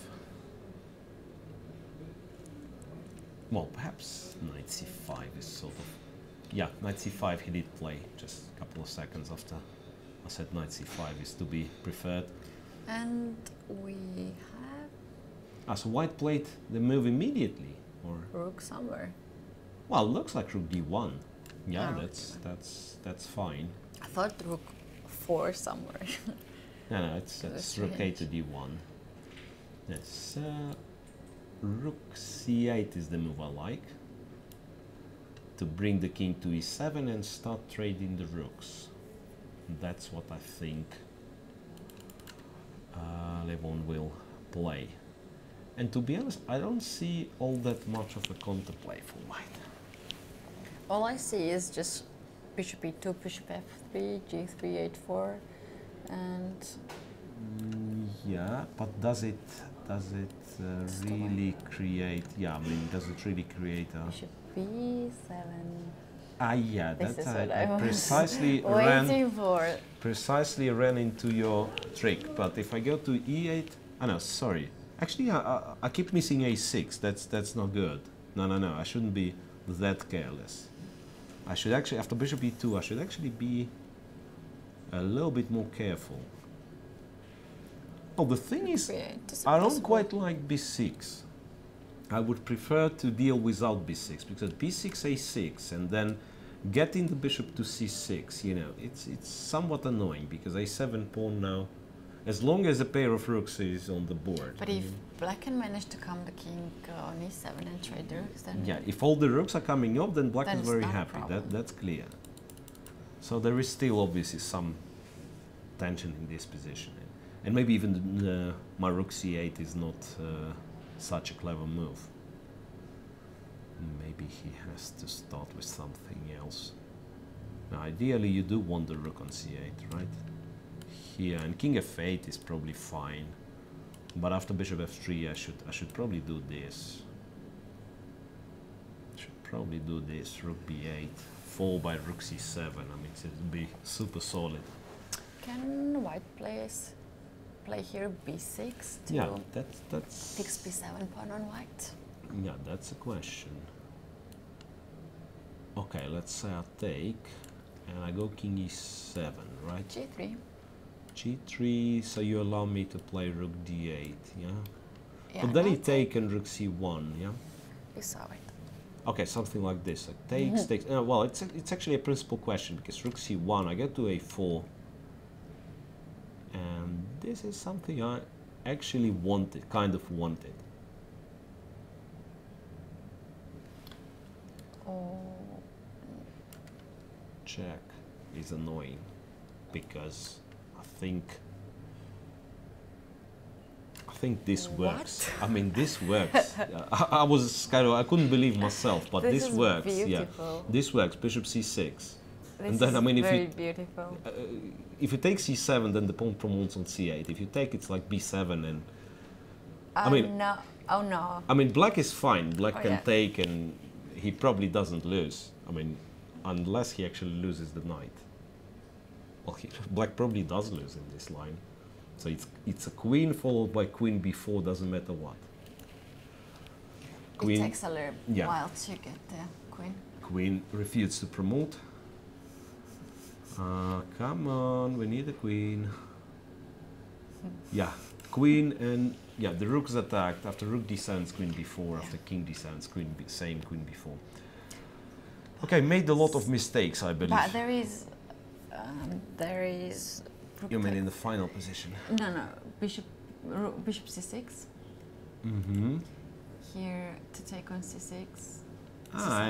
And to play knight b6. And one should not get excited, because black does get his ending. Yeah, and bishop takes and king d7. Black does get his ending pawn up. Yeah, you're absolutely right. This is the ending I was talking about. Ending. How? Yeah, this is precisely the ending I was talking about, because first I thought, okay, bishop c6 is not possible, so he has to trade, he has to take, and then knight b6. Well, I think there are chances. In 4 versus 3, you cannot really exchange the pawns that easily. Black will try to come closer with the king. I mean, maybe a draw objectively, but again, it will be quite tough to play. It's still a play. So rook f to c8 was played. And h4. And white starts with h4, trying, well, probably to get as much space as possible here. I assume this is one thing he can try to do. So g7 pawn rook is g4 fixed. and try to annoy a little bit this g7 pawn. On the other hand, putting the pawn on h5 would potentially mean that it's once again a pawn on the wrong square, so it's on light square and can be attacked. So bishop will have to protect it. So this is what you usually do. You're actually looking, you have the light square bishop, and you're looking for a safe way to put your pawns on the dark square. So you kind of control all the complex of relevant squares. But, like dark with so the far, pawns. rooks are on the board, and they make some danger in the black's position. It's like, actually not easy to protect g7. Yeah. Okay, we shall see. We shall see. Now feels like that the position got clarified in a way, that will be no problem for them to reach the time control. 40 minutes left for Ding Liren. And Naronin has never been so close to the victor like today. Now today he has even a pawn extra. Well, he was winning in game 2. But it he was, had another pawn. He had that. No, I mean, in the end, he was, I mean, like completely winning. It was at some point he was winning by force in game 2. The thing is, though, that they were playing on seconds, so it was kind of a swing. Like white went wrong and then black went wrong. So that's perfectly understandable. Here, yes, he's well on 55 minutes and he's a pawn up. So that's of course the position where you think, okay, if I don't take this chance. All right, might be not that easy though. So I still believe black has to play this move. So h5 we said. I probably do play this move as well. And if rook g4, there is knight d7 for a moment. So I want to activate my rooks.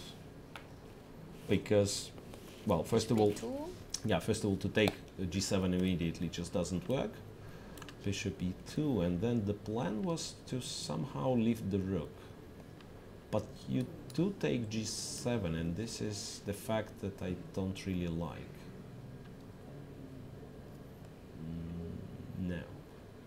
No, that's something I don't like at all. Like rook e2, and you can even play bishop f3. You can even play bishop e3. Can as well be that it's not much.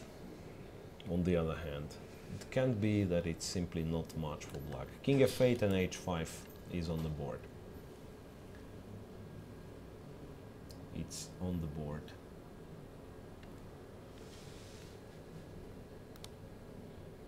So, well, it's interesting. Since Dingley Rand has lost the pawn, he started to play much quicker and seemingly with confidence. So that's quite interesting. It's quite interesting. Well, maybe he's in a situation where he has you know, like kind of nothing to lose starting from this position. So he has to do what is supposed to be played. And it's very important to forget what yeah, he so had that was a good the position and everything. Yeah, you just play the moves and preferably quickly, because if in this unpleasant position you get into a time trouble, it's basically over. Yeah, but I'm really thinking maybe it's not as much as it seems to be. Ah, wait, I think I have it. King e7 we play, and after this I make this move. Okay, fine. For the moment I'm passive, but it lets me to get the other rook out to c8 or d8, and then we will see. I mean, maybe knight d7, knight f6 is one idea. At least this kind of keeps tension in the game, right? I mean, rook g8. Well, it is a passive rook. Yeah, if there is nothing, then rook g8 yeah, I mean, is a possible move to keep the... Yeah, I mean, if black will get a couple of moves more, like rook c8, maybe remaneuvering the knight somewhere, then it's fine.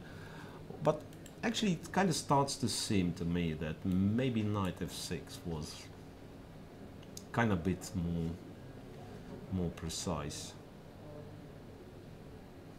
King I don't know what would have happened. King e7, rook g4 happened. King e7 and rook g4 happen.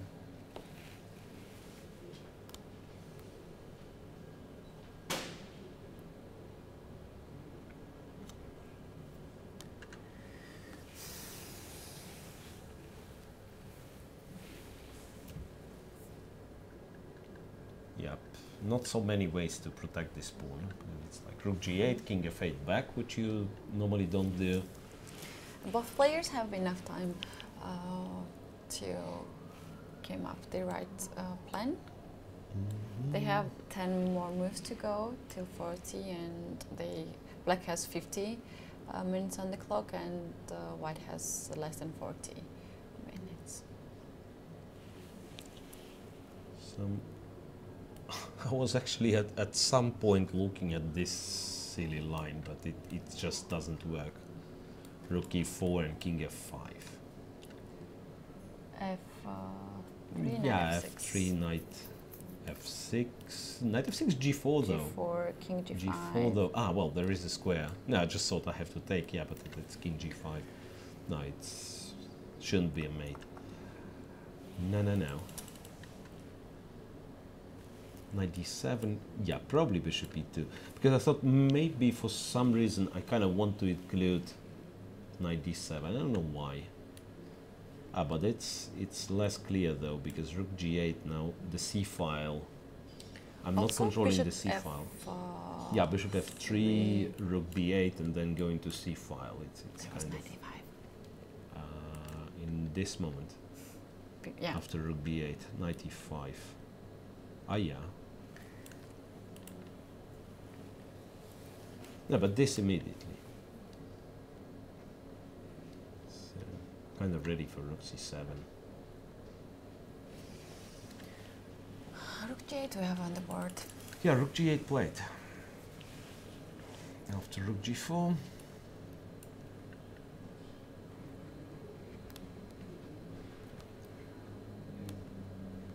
So black really needs to stabilize a little. Black really needs to stabilize a little, like maybe, you know what, maybe even playing rook d8 and simply taking with the king, just to make sure that I get rid of one pair of rooks. And then slowly somehow. He actually can, yeah, especially if the pair of rooks is coming off, he might consider playing f7, f5 and then king f6. So I think it's absolutely clear that black is better, much better. We still don't know if it's possible to convert in a full point and the victory in the match, the victory in the World Cup final. That will be the historical moment where the same person would win. I mean, in case black wins, yeah, the same person would win the World Cup for a second time. It's never been. If Ding Liren wins, that he is the first Chinese. Yeah, and basically first Asian player to win the World Cup, right? Well, yeah, so that's kind of interesting, yeah? I mean, so we already have history in the making, yeah? Doesn't matter who wins here, but yeah, as we said, at the moment it does look like Aronian has a fair shot at the championship right today. So I think it's one more break then. Okay. And we come back after 10-15 minutes. Stay tuned.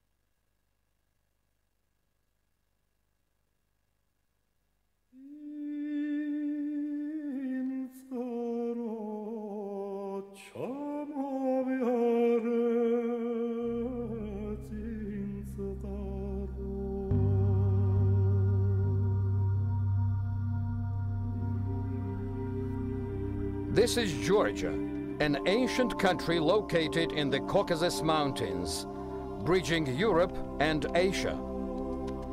Having a land area of only 70,000 square kilometers, Georgia's landscape is fascinating.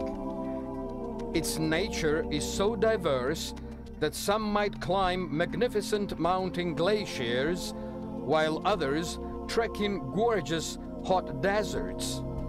Some might choose to relax at fabulous subtropical seashores, while others favor to rest at its nice and serene lakes.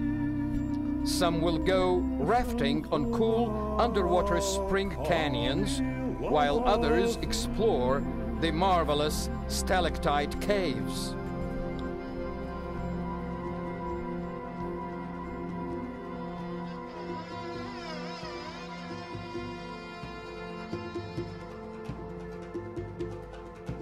Georgia is the legendary home of the golden fleece pursued by the Argonauts in Greek mythology, Besides, the country used to sit astride the ancient caravan route of the Silk Road. Possessing a unique language and alphabet, Georgia's civilization dates back to the 12th century BC.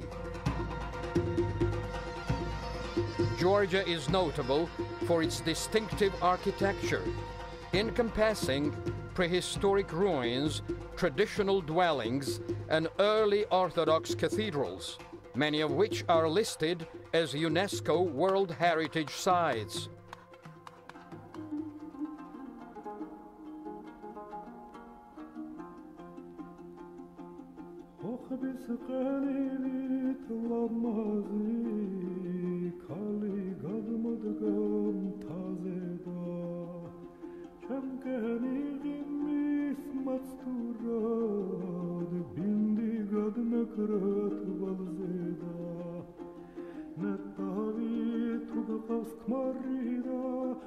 Grasp the wonderful scenery of old Tbilisi. Appreciate the 6th century Jvari monastery and its surroundings. Uncover the mystery of a mural at the Tsatsalashvili cathedral. Explore the unique towers of the Svaneti region and discover Varzia, the ancient town of mountain caves.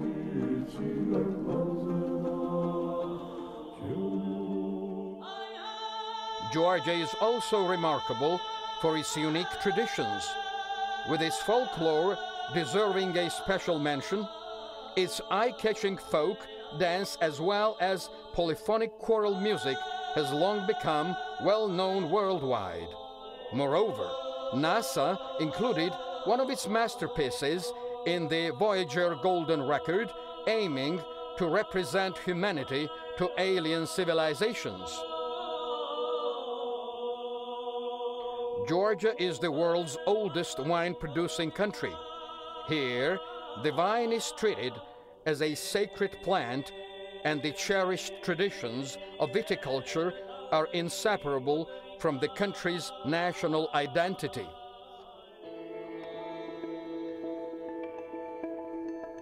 Chess can also be regarded as one of the Georgian traditions, where people of all ages enjoy playing the game and are delighted with the country's remarkable chess history.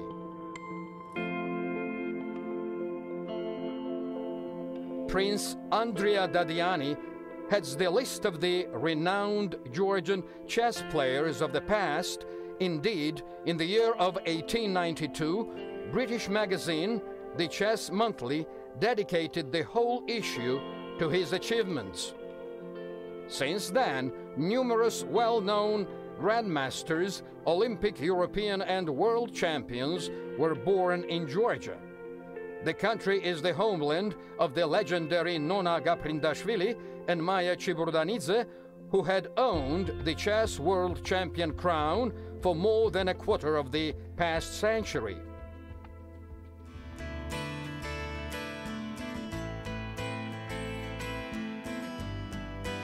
June of 2014, Keti, one of Georgia's most beautiful regions, is hosting Women's Grand Prix Series.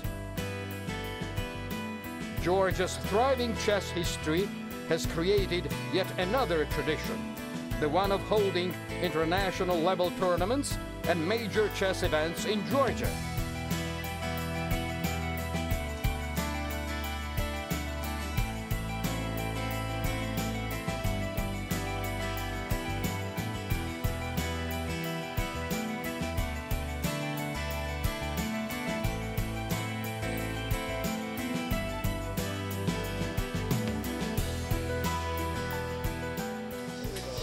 This is my third time in Georgia. I have been to Batumi before twice, and I have very good experience in Georgia. The place and the whole organization, everything, it was perfect.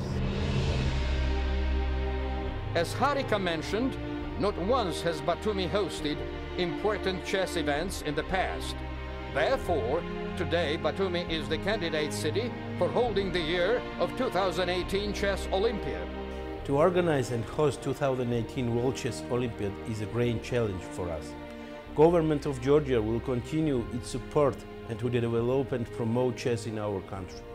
Hope that we will have an opportunity to amaze you with our warm hospitality and entertain in the scope of World Chess Olympiad in Batum.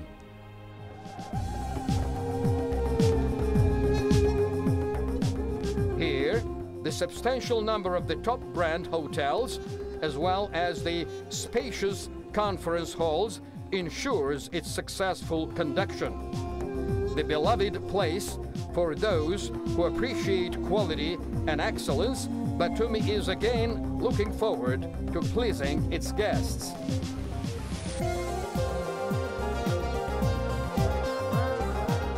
The city with the ever-developing infrastructure, the place where classical style blends perfectly with contemporary ideas, located at the splendid subtropical coastline. The new home for luxury brands, offering infinite opportunities for both healthy lifestyle as well as exciting nightlife.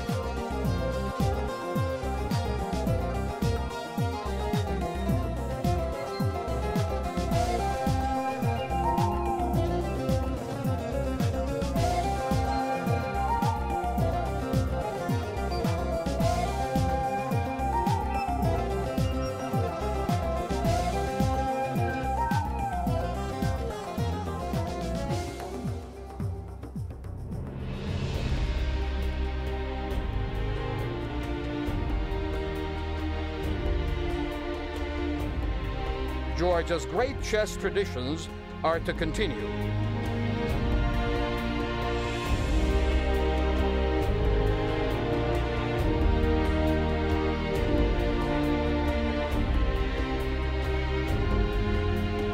The queens of chess welcome you to their home.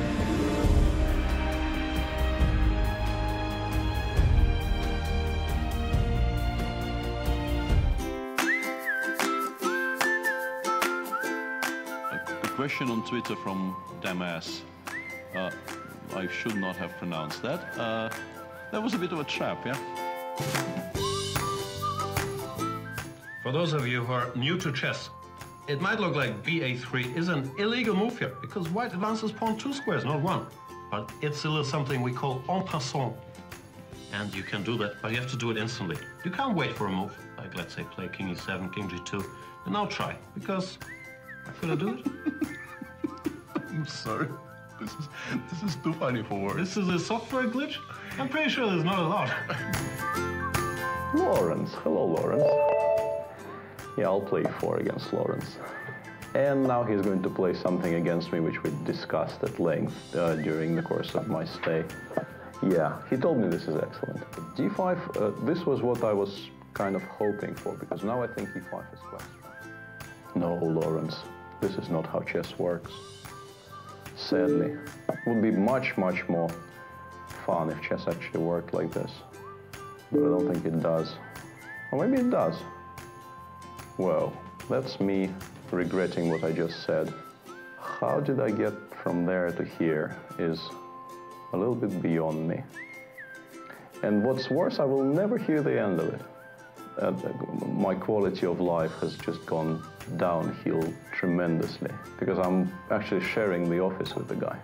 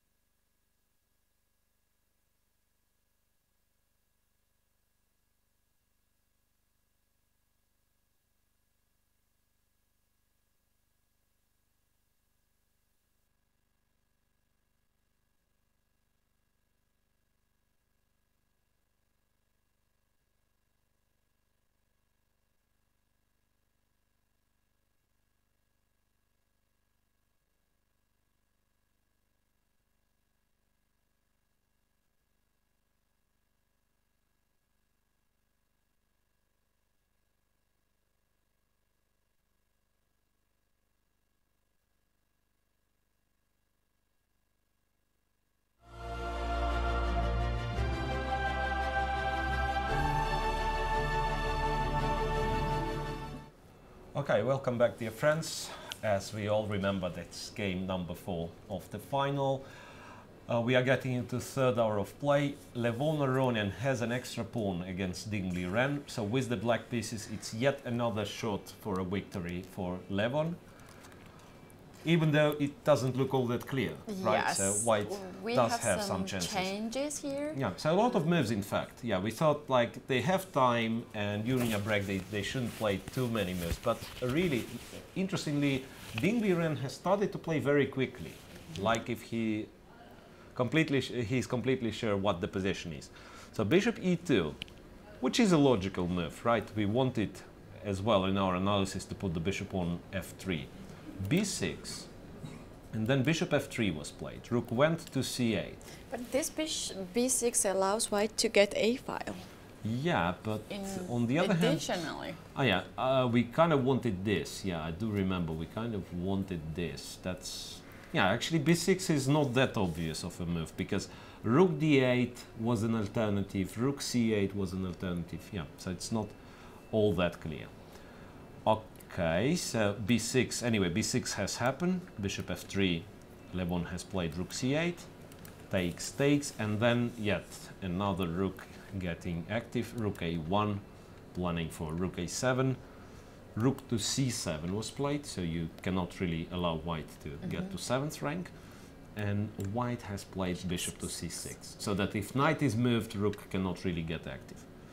Yeah, now look, this c7 rook. Well, actually... It is stuck here. Yeah, but the move I actually wanted to say about this move, that at some moment I kind of felt that Levon will have to play f5, and this is precisely what he did. So he really needs to free at least one rook. Yeah, actually both rooks got stuck, this and this. So f5, the point of f5, as far as I understand, he wants to play king f6 if the rook goes to d4.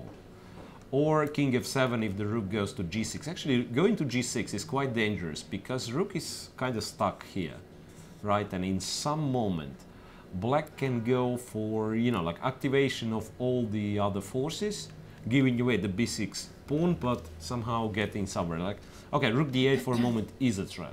Yeah, rook on g6 does nothing at all. So probably rook g6, we don't really think the move will be. Rook d4 is a brilliant move because it wanders knight b3, Perfect. the match is finished, we go home.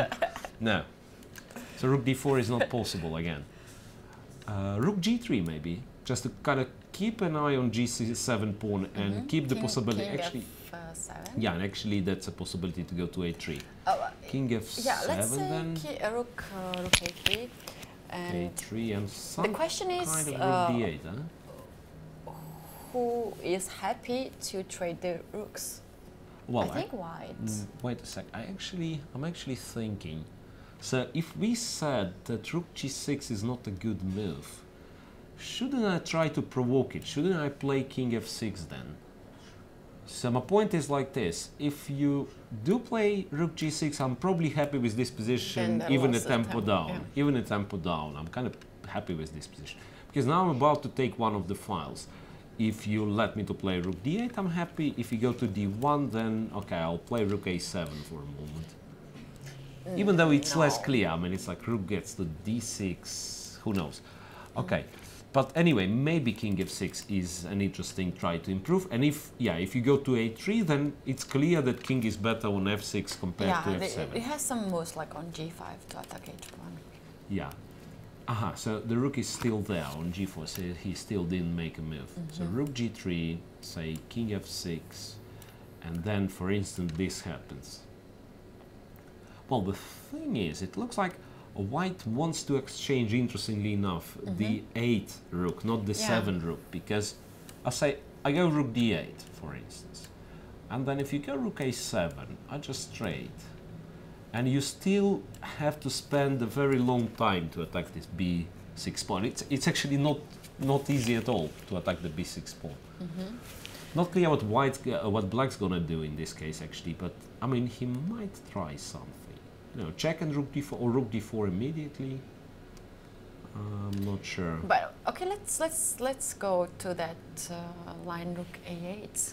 Rook a8, rook d8, rook a8. Yeah, and then I probably play rook c8. to get the absolutely same position. Ah, yeah, and actually if we trade, go to that's kind of tempo up for white. Rook a7, if I go rook d8, I was already moving the rook, so it's kind of tempo up for white. Yeah. Yeah, might be still not easy. Also, there was rook d1 move. Instead of rook a7, take, rook c8, take, and rook d1. Yes. Rook d1. Yeah, but then g7 is not hanging, yeah? So I can go here. And now back. And now back, and I go here. And again we get the same position, check, king f6. So it's kind of strange. Yeah, the question would be, let's say, how realistic black's chances are somewhere here. Because you can get your rook active, right? Like rook d2, and then with possibilities of knight d3 and stuff, but then you are most likely to lose the b6 pawn. And this is where it gets interesting. Because, okay, imagine, I don't know. But in rook d8 here, whenever you get knight d3, there is rook d8. It does work, yeah? And rook in d8, case of check on d1? Yeah, it's a check. King h2. But then I take f2. Yeah, then I just take f2. I wanted to play rook f8 check. Yeah, I mean... But there is king is on h2. I also thought like rook d8 is a good idea, but then I understood you don't have a square with your king, because you wanted to play king g2, but then it's knight e1 or knight f4. Yes, I missed that. Yeah, and after king h2 it's just a safe capture on f2. Yeah, but what I meant that after knight d3, even if you play this, it's kind of you have to, then with black, you have to make sure that you're mating the king, otherwise b pawn is very, very dangerous, right? So say you take on f2.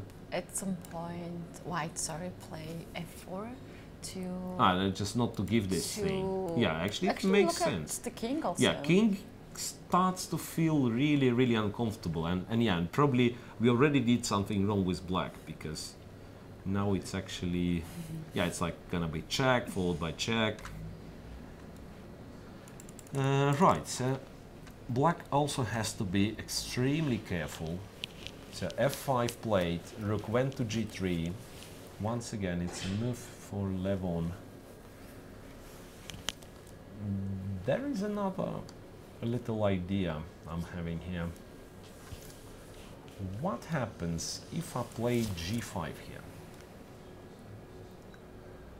So an attempt to seriously improve the, let's say, the structure, right? I mean, if you don't take, your only option is to take, yeah? Then it's king f6.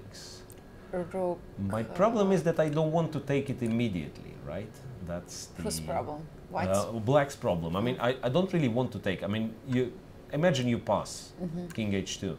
Then if I take, you go to a8, and then my rook is still passive, and this pawn is kind of hanging. So this is something that I'm not happy with. So king h2, and then I might want to make all the preparational moves. But what preparational moves? The rook from c7 doesn't really play. Doesn't really play. No, then I give up on g5. No, I don't really like it. So probably this is what we were doing, like king f6 or king f7. That's the question is still open. What's better? f6, I guess. King f6, yeah. And then this is what we were not sure about. Here, wait, if it's so annoying if rook gets to 8th rank, but we are not scared of rook getting to 7th rank, why don't we just play rook c8? Again, a little bit counterintuitive, because usually you kind of like to control the 7th or a 2nd rank. What if rook a7 now? Yeah, rook a7, but and then yeah, I bring one of the rooks. I'm not sure which one. Okay, let's say maybe. Well, actually. Oh come on! I wanted to play next move f4, and it just actually maybe this makes sense. Yeah. Well, then if you want to play f4, just play f4. I mean, that's nothing can stop you from playing f4 in this position. Yeah, it's absolutely fine. It's actually I like the move a lot. Yeah, because now I don't really have... No, you can come back rook c7. I can yeah, get but the I mean, anyway. f4 simply feels like a good move. I mean, with this kind of structure, f4 seems to be a good move. So I kind of have to... well, actually Levon has played king f7, not king f6. So king f7 played. And since we discovered this f4, I kind of feel like it will be not easy for black at all to get a serious chance. He goes rook e1. Rook e1. Or d1. Yeah, rook d1. Rook d1. Okay, rook d1. So he wants to go on d6 probably. Yep, but well, it gives black the a file. And he Immediately goes. rook goes to a7. It does give black the a file.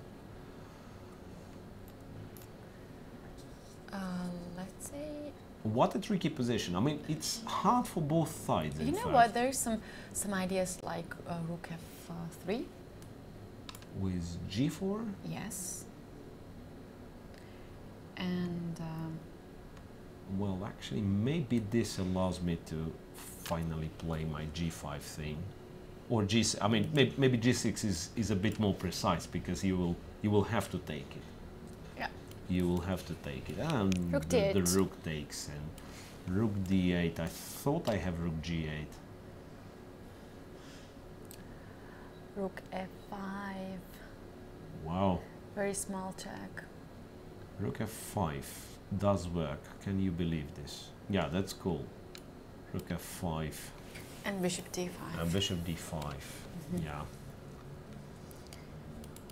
Actually, when black went on f7, he should always look this. For rook f. Yeah, so I like your rook f3 by the Some way. ideas like something take on f5 and then bishop d5. Yeah, I actually like your idea of taking on f3, of playing rook f3, rook g6, the move Dingliren played, and I think that's that's Some something ideas. with G4 is. yeah, could be that g4 is his next move, but still it feels like nerves play a serious role here because I mean he's moving so quickly, having half an hour, having well not yet a good position it feels, and he's playing so quickly. So far, yeah.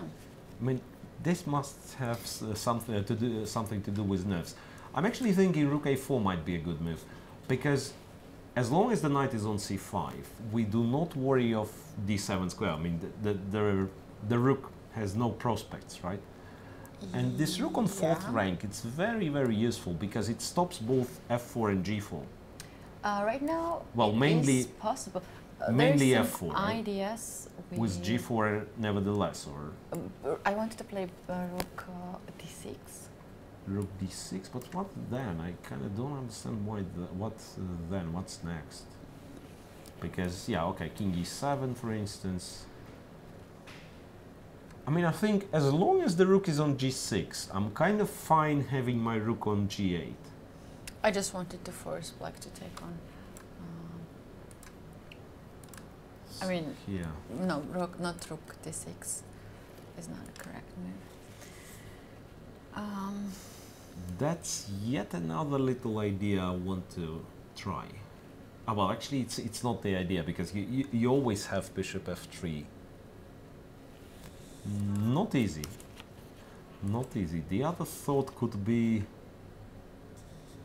to maneuver the knight somewhere, but I don't actually... I mean, if magically somehow this knight appears on e5, I'm very happy, of course, but how do I do this? There is no chance I can do this.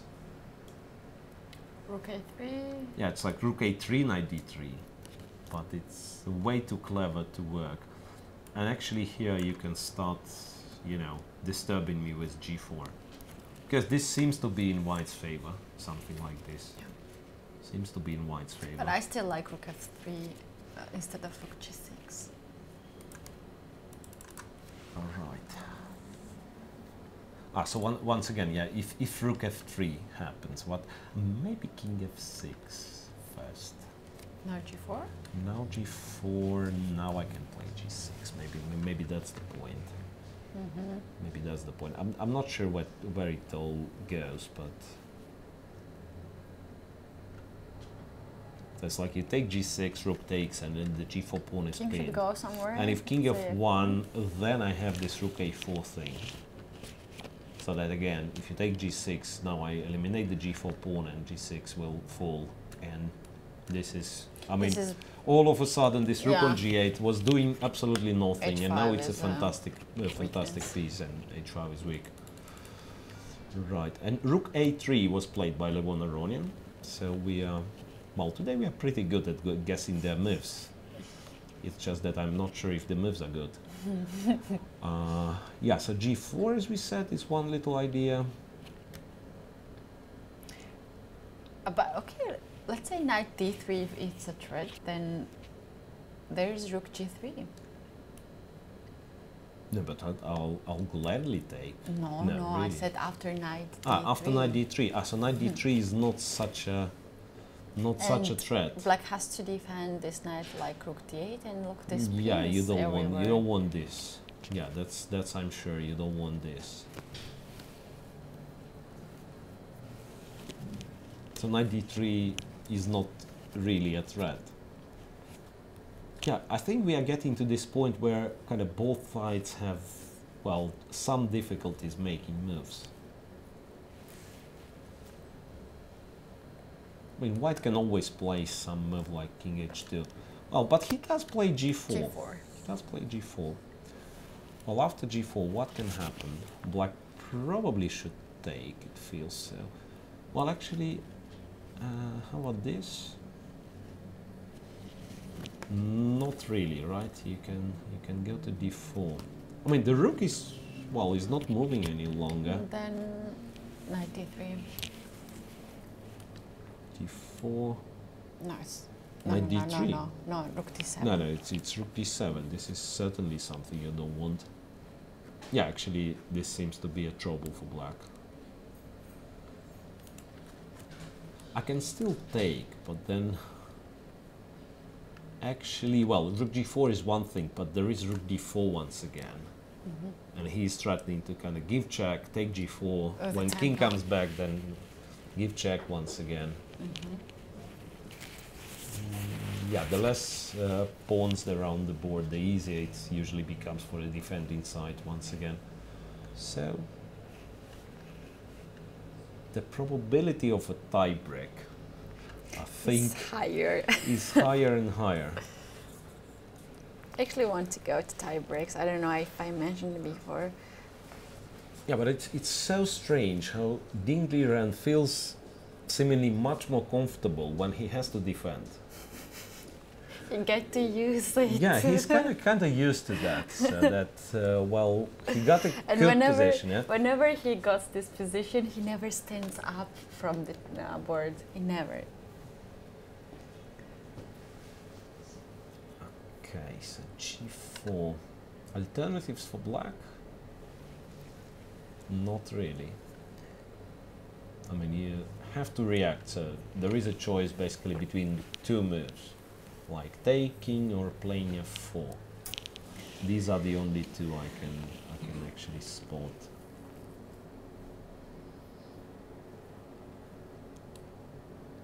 Okay, and f4 we said this is annoying, which is right. Really annoying. Rook a4 though. Or maybe rook a4. Because if I manage to kind of trap this rook, I'm sorts of happy.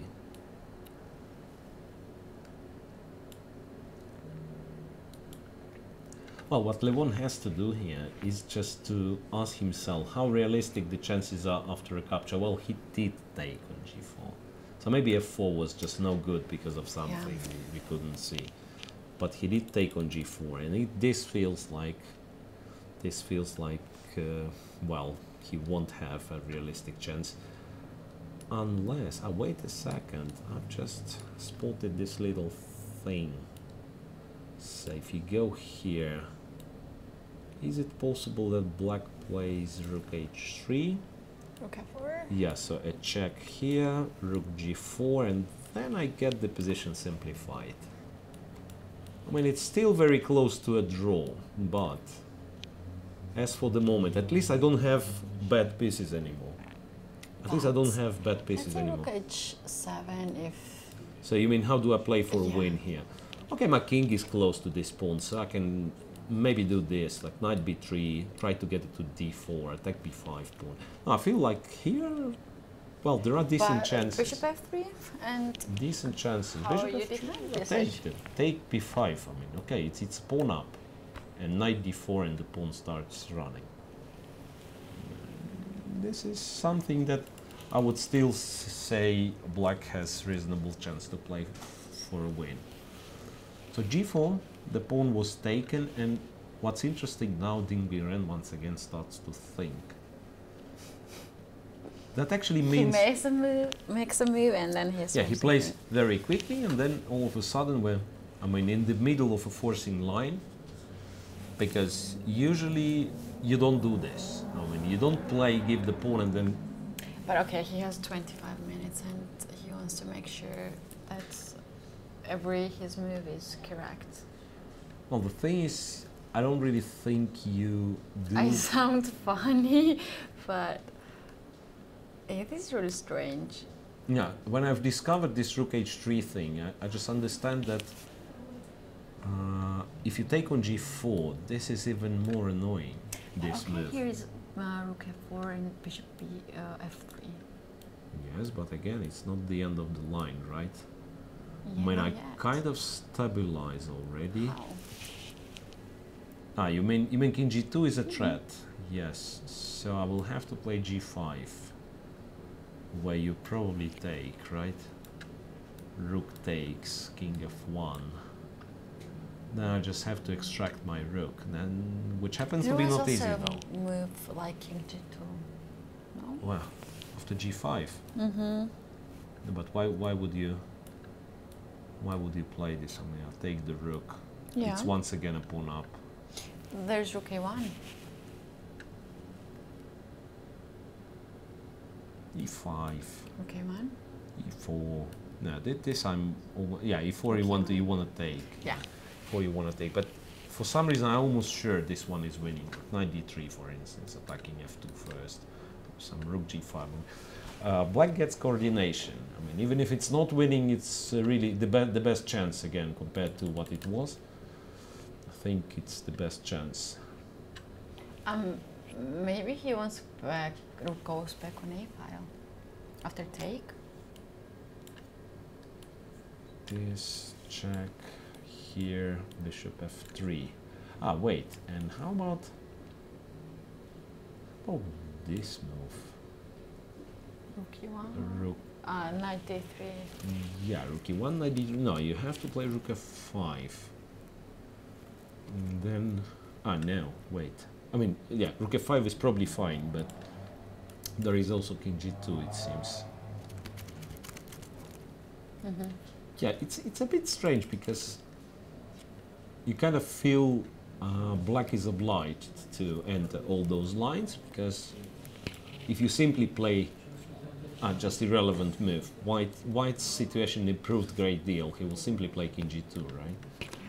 And on the other hand, with rook being passive on g8, with pieces being uncoordinated, it's really hard to believe that you can go rook h3 and take the pawn. So really a very important moment.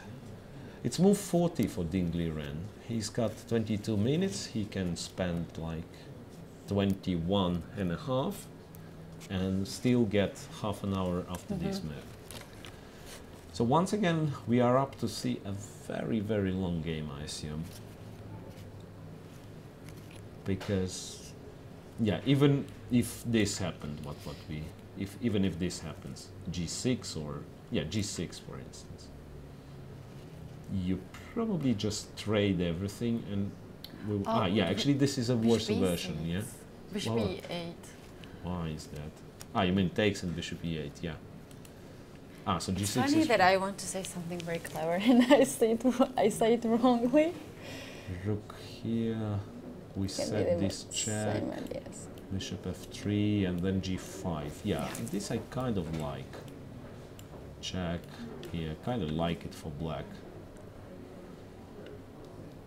I need my rook to to get active, which is wait, but this might F5? be, yeah, rook f5 is about to be the only move, and e4, a little bit strange if it works, but it's a little bit strange if it works. Rook e5.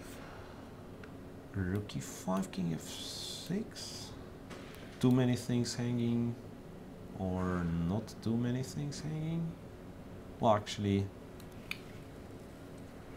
could be possible to take with. No, I mean, I give up on the whole thing because it's simply too hard to understand. I mean, what's going on?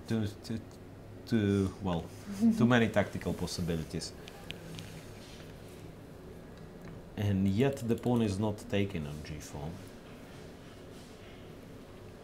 So he can still try to come up with. So what did we check? Rook d4 and rook takes g4. Is it possible that there is third move we don't see? It's kind of not really. I mean, bishop g2 is kind of way too clever. I mean, to make this move, it feels Bishop really G2 too clever. or no? At some point, it's like I want to take to avoid rook h3, and if rook b3, all of a sudden I switch to this file. That was the point of bishop g. But I just don't believe that this move can be a good move. It's too artificial. Yeah, exactly. This, some knight d3, but then you take. Who knows? Who knows? But again, his time management is strange. That he's thinking in this position. Maybe he will go for bishop g2. I mean, his time management is amazing because last, I don't know, up to 10 moves he played very quickly, and now he made all the correct moves, I guess, because he got this position. Yeah, looks like he improved the situation a lot, but played we can't say that quickly. this is too bad for white. Yeah, it feels like white is almost there, almost saved it. Like he almost saved it. So once again, this is not so good because of rook h3, that's what we thought. And then it's a check, and takes here, and black takes h5. Yeah, and that was the position when I declared that there are some chance. I still believe that, because rook, rook g5 is a threat.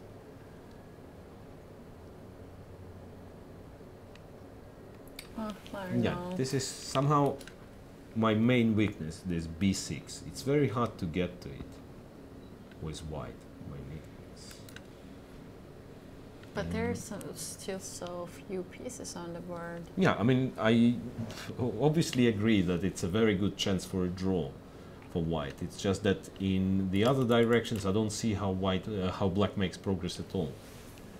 So maybe that's the best black can get after rook d4.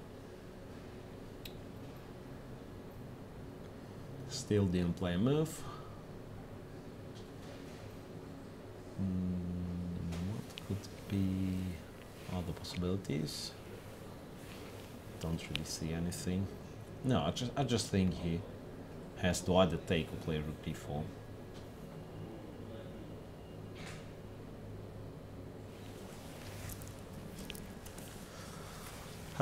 Right, so, well, once again, repeating, we do it every day, and we will repeat the statistics. So it's 10 games they played, including these 3. In the final, Levon has never won a game against Dean Liren.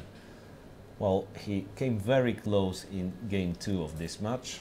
Yesterday, in game 3, he was once again better, and today he still has an extra point. But it looks like kind of a curse, so that, against a that's the curse Hikaru Nakamura had against Magnus Carlsen. I mean, for a very, very long time, he couldn't win a single game. And even he was completely winning a couple of games, and he would still lose it and make a draw.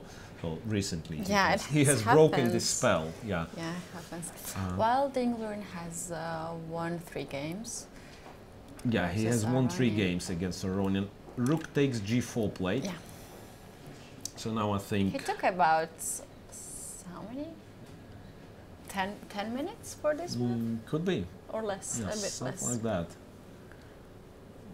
Yeah, so G6, G5, anything doesn't work because of a capture and bishop E8. And Rook H3 indeed. H3 we have The Rook move. H3 indeed. So now, yeah, actually, I didn't quite like your Rook F4, Bishop F3 move, but on the other hand, what else White has to do? I mean, there is he will also lose. possible to play Rook F4, King E7, and Rook A7. Rook A1. Rook Oh my A1, God. but it's one check, no? Just take. Just take. I mean, there are checks, but I just come to E5. No, I think this is It's not won't be danger. not very serious. Yeah, an attempt to attack the king. I mean, the knight simply covers too many squares. The Yeah, knight on C5 that's is true. good. No, but I really like your idea of giving a check after Rook H3, of giving a check and playing. Oh, he did play something. I don't really see what. Rook F. No, not yet. Okay, Rook F4 and Bishop Bishop F. E4. Oh well, Bishop he did play E4. Bishop E4. Ah, this Ah, is clever. that's a good move. That's a good move because he wants to get this bishop to G6, which is annoying. He clears the 6 rank, so if he gets a chance, he can play Rook D6 Yeah. immediately attacking the pawn. And Else- we assume that this ending will not be possible to win. Well, actually this is tricky. Okay, check probably on D7. Check on D7, yeah, well, coming back never been a good idea, so I go here, and then this is what he wants. Yeah. That's what I assume. And in case of taking on B5, Yeah, takes B5, it's apparently just a draw, so this rook takes and he takes B6. It's, well, one pawn, and probably in order to keep at least theoretical chances, you have to move the rook. But how on earth you can win this after Rook G6? Not really. No, it just looks like a draw. Looks like a draw to me. I'm wondering, is it possible that... Oh, well, actually Bishop G6 is an actual threat. and yeah, then it gets F7 square for the rook. Mhm. Or can go there. Yeah, it's even more. I mean, he wants to give a check. If king goes to E7, he wants to play Bishop H7.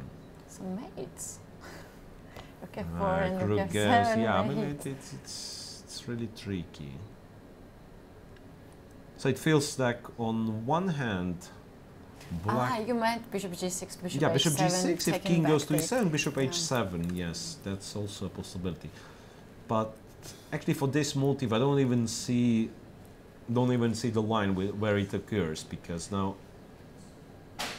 if I'm honest, I don't really see a move for black. Okay. Bishop I don't E4 really see- is Yeah, I mean, it's nice like you move. have to take. It's like you have to take. The rook takes. And then, wait a second, can I do something smart? Can I do something smart? Is there a smart move? I King don't where? see. King E7, King Rook E1. Yeah, no, I have King to F7, take. Rook I have to E6. take. Then it's a check. And then it's this move. And it's, well, And Rook E8 makes no sense because Rook takes B6. yeah, you and just here take No B6. chances to play on no, it's one pawn only. And not much you can do. It's one pawn only, and it's not much you can do here. So it's apparently yet another draw. Mhm. Fairly looks like it. Well, there have been quite a few moments where we can think of the possibility for Aronian to improve on his play, right? But again, it's not that easy to readjust, because this was a very dangerous position after the opening. Then this is of course clear that the side who is better is black. And we've seen some interesting ideas, like even here, this Rook FD8 could have been an interesting Yeah. intermediate move. Yeah, here after capture and all that. Yeah, now it looks kind of logical what they were doing. H5, Rook G4. Yeah, still this doesn't really work, yeah. this doesn't really work. I thought rook d8 might have been interesting. But okay, it's gone anyway. I mean, it did look kind of logical, and it seems that Ding Liren simply found all the good defensive moves.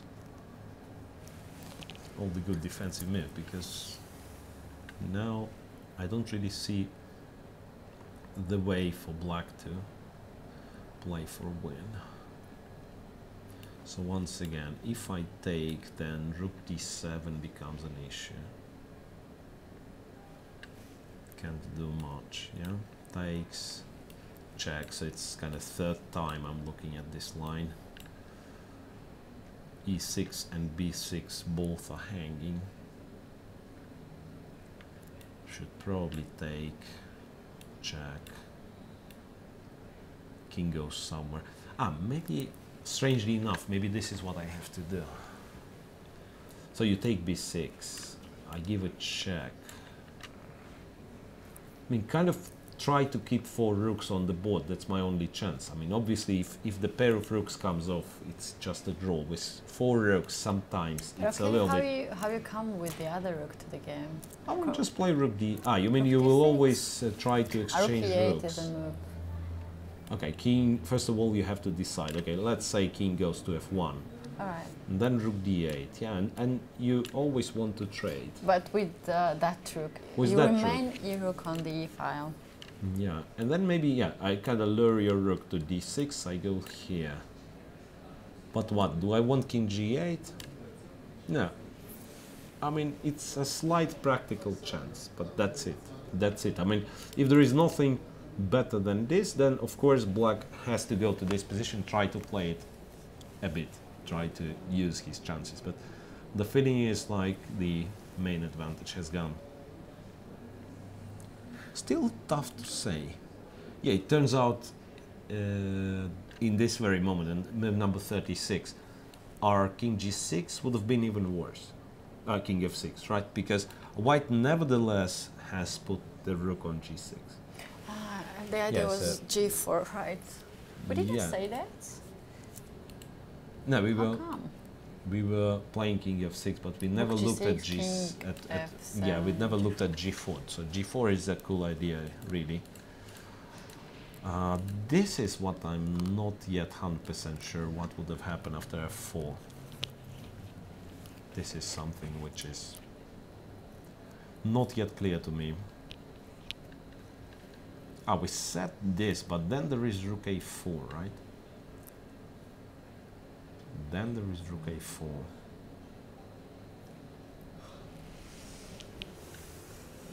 Well, you can ask me what are my next moves, and I yet don't know the answers. But the rook got stuck, and I can free the... g5 is it possible to play here? You mean without rook d4, so g5 immediately? Yeah, that's another thing which is annoying. You play g5, and how do I play for a win? And the next move is g takes h, rook takes, and rook d8, and comes on b8. So, I mean, I can try to balance with some knight d3. No, I just don't believe. No, just don't believe bishop it's. d7 move. Yeah, there is bishop d7. That's the trick, and then bishop e6. Okay, but what has happened in the game also doesn't look really promising.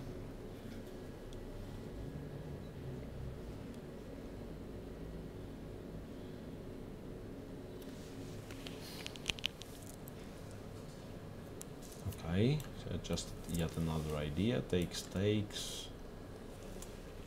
Or no, it can't be right. It can't be right. I mean, I take an h5 pawn for free. Why would I want to trade? I mean, that's funny, because if white cooperates, if white takes g6, then I'm very happy, because I take, give a check, swap a pair of rooks, and go rook g5. And it's probably still is a draw, but you know, well, actually I'm not so sure, because b5 is hanging, and Yeah, in case of rook h4, I just play h5. No, this is what definitely what white has to avoid. So g6, but my concern is what happens if he simply does the same. So I can get a couple of passed pawns on h file, but that's about it. That's about it. And a6 is still hanging, and b6 is still hanging. So it's something that, well, looked smart for the bit, this g6, but it happens to be nothing. Happens to be nothing, really.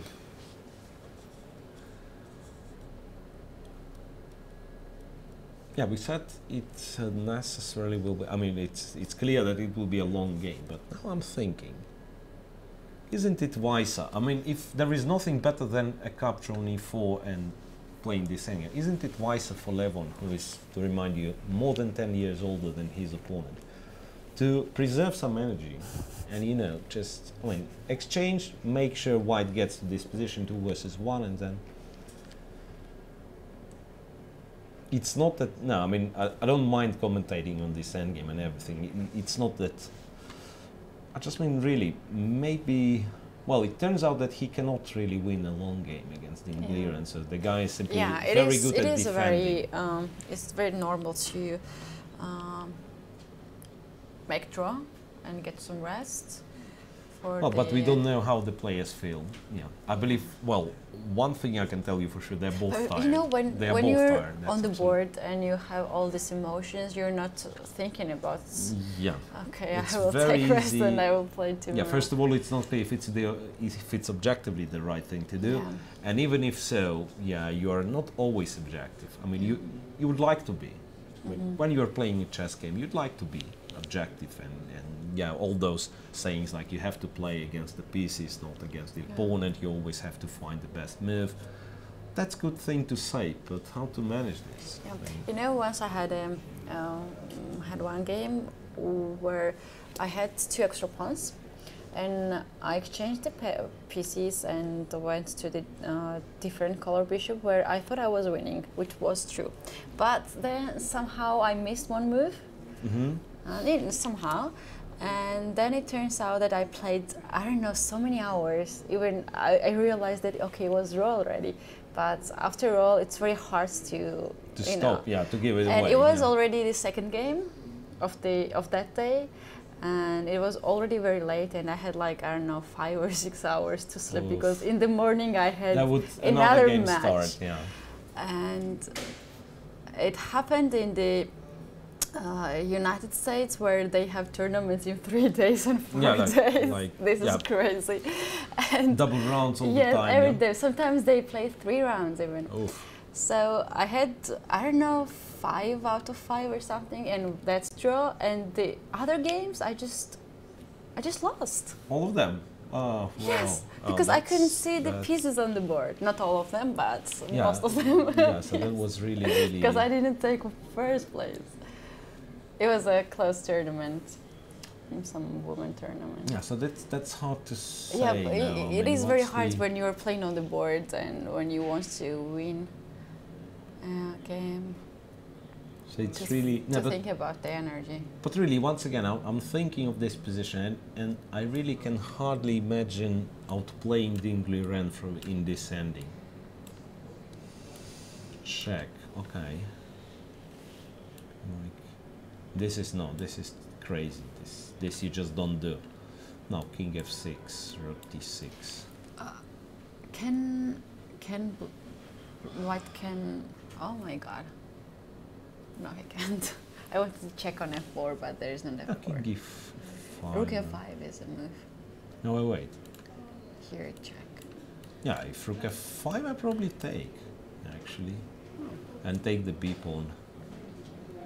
Should be sufficient for a draw, even though it's a little bit risky. Oh yeah, just take, check, King G5, you take, and I try to activate the rook to put it behind the pawn. This is a bit risky. Yeah, it's better to avoid that. But I actually thought that white is absolutely happy with Rook D6, because he guaranteed takes both E6 and B6, or takes B6 without giving away B5. Yeah, I mean, you can play Rook E8 and then Rook B6, but Does that represent any chance for a win? No, I don't believe so. So far, the maximum for white that we could, for black that we could see was rook b5. This rook takes only 6. So we were playing, I was playing king f7. I don't know why actually. I don't know why king f7. Ah, yeah. So to be able to give this check, let's kind of move with the tempo. Then after king f1, which I'm still not sure what's better, king to h2 or probably king f1, yeah. Feels a bit safer. And then whenever I move the rook, you just go there, right? And then you go there again. Always want to trade a pair. So that's what I kind of wanted to do, but once again, I don't believe. Well, actually, if white doesn't manage to trade a pair of rooks like immediately, might get some hope. I might get some hope because now the king is cut, right? So if I get my king on h7, start pushing the h pawn, who knows? I mean, we can still get the game. Mm-hmm. It can still be in progress. It can still, well, mean some chances for Aronian. And it can still be a very, very long game. So I think what we do, once again, they've got an increment. They reach the time control.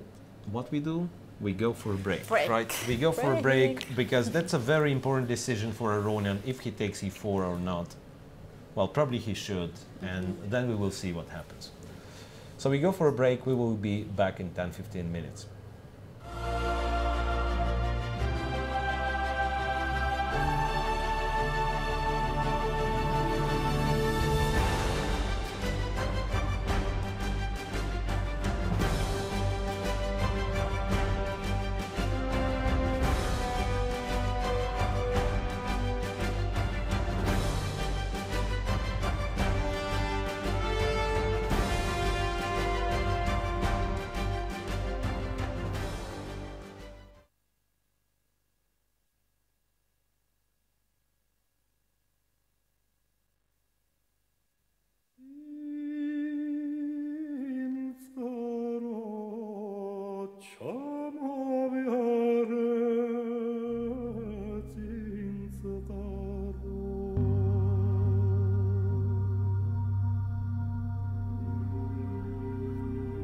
This is Georgia, an ancient country located in the Caucasus Mountains, bridging Europe and Asia.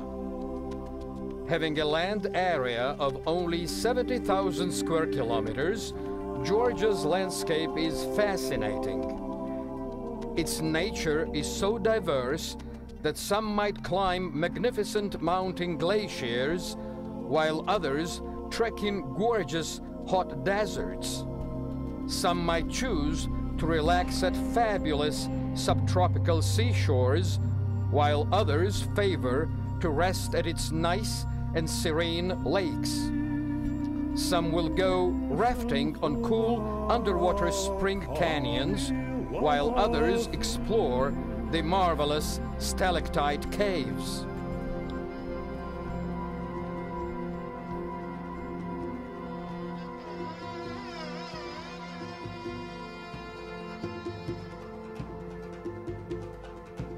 Georgia is the legendary home of the Golden Fleece pursued by the Argonauts in Greek mythology.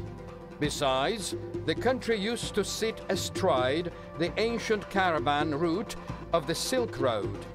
Possessing a unique language and alphabet, Georgia's civilization dates back to the 12th century BC. Georgia is notable for its distinctive architecture, encompassing prehistoric ruins, traditional dwellings, and early Orthodox cathedrals, many of which are listed as UNESCO World Heritage Sites.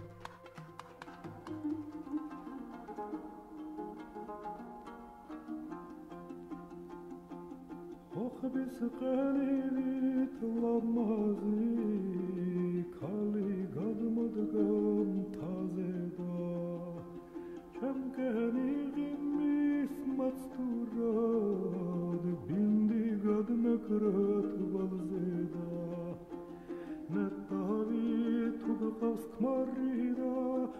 Grasp the wonderful scenery of old Tbilisi. Appreciate the 6th century Jvari monastery and its surroundings. Uncover the mystery of a mural at the Tsatsalashvili cathedral. Explore the unique towers of the Svaneti region and discover Varzia, the ancient town of mountain caves.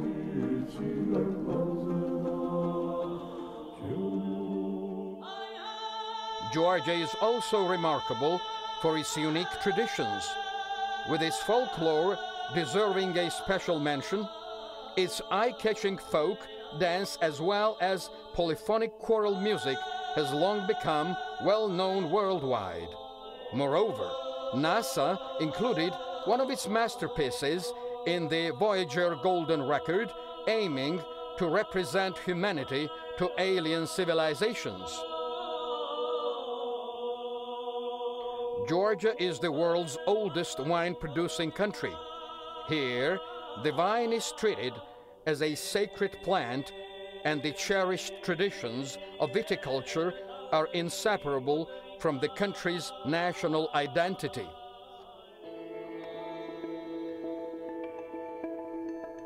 Chess can also be regarded as one of the Georgian traditions, where people of all ages enjoy playing the game and are delighted with the country's remarkable chess history.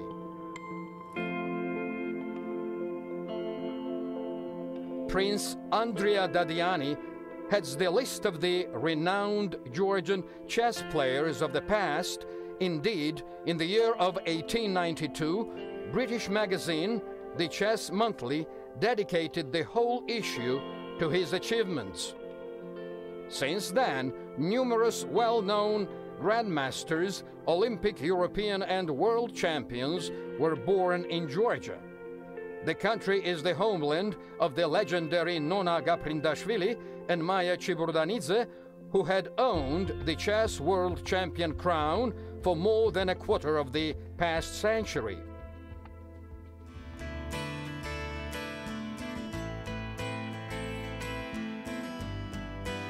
June of 2014, Keti, one of Georgia's most beautiful regions, is hosting Women's Grand Prix Series. Georgia's thriving chess history has created yet another tradition, the one of holding international level tournaments and major chess events in Georgia.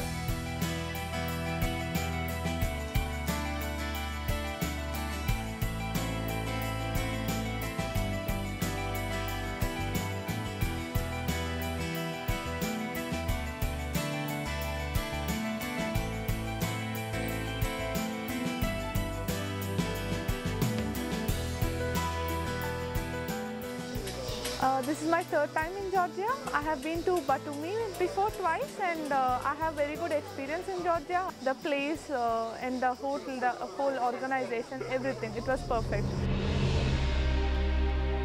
As Harika mentioned, not once has Batumi hosted important chess events in the past.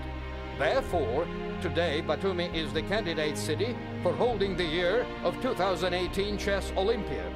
To organize and host 2018 World Chess Olympiad is a great challenge for us. Government of Georgia will continue its support and to develop and promote chess in our country. Hope that we will have an opportunity to amaze you with our warm hospitality and entertain in the scope of World Chess Olympiad in Batumi.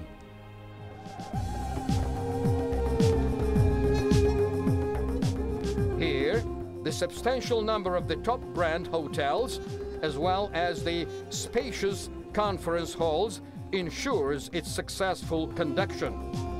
The beloved place for those who appreciate quality and excellence, Batumi is again looking forward to pleasing its guests.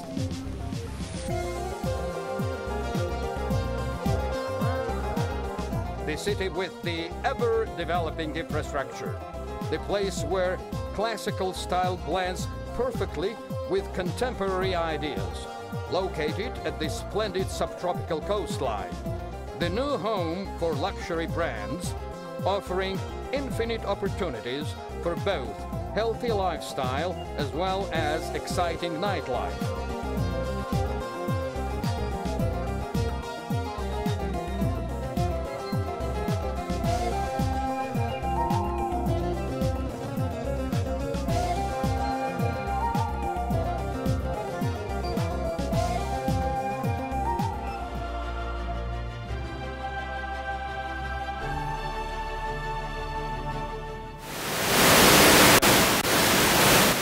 The game has finished. Well, Levon took his time in the position that we are about to show. I hope we can show the reminder of the game.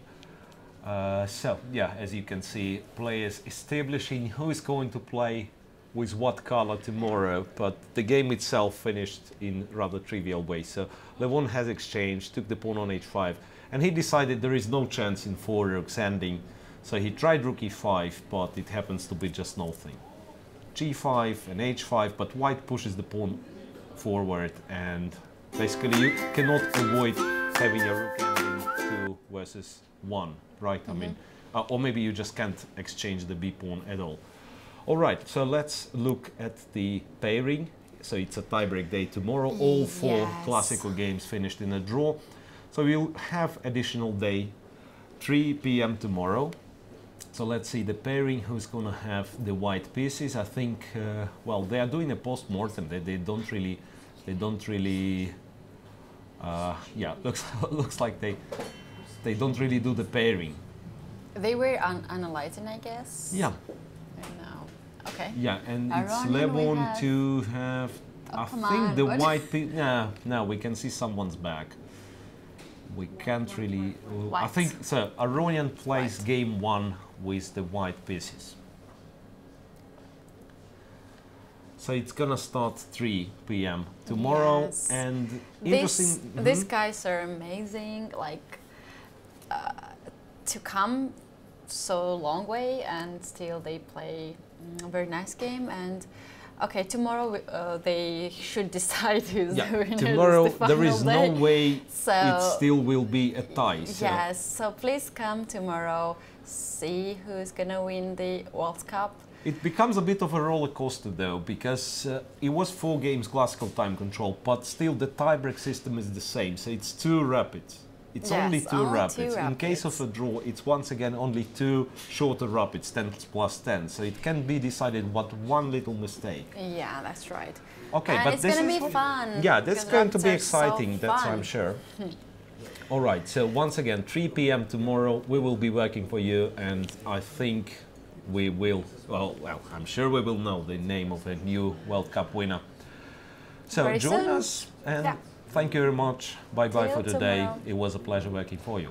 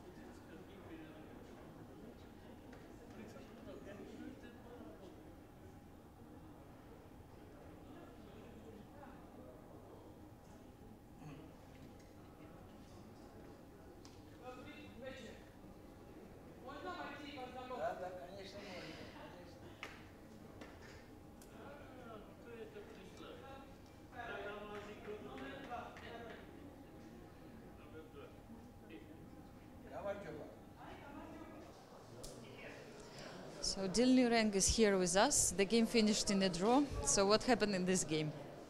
Yes, it's not a high quality game, of course.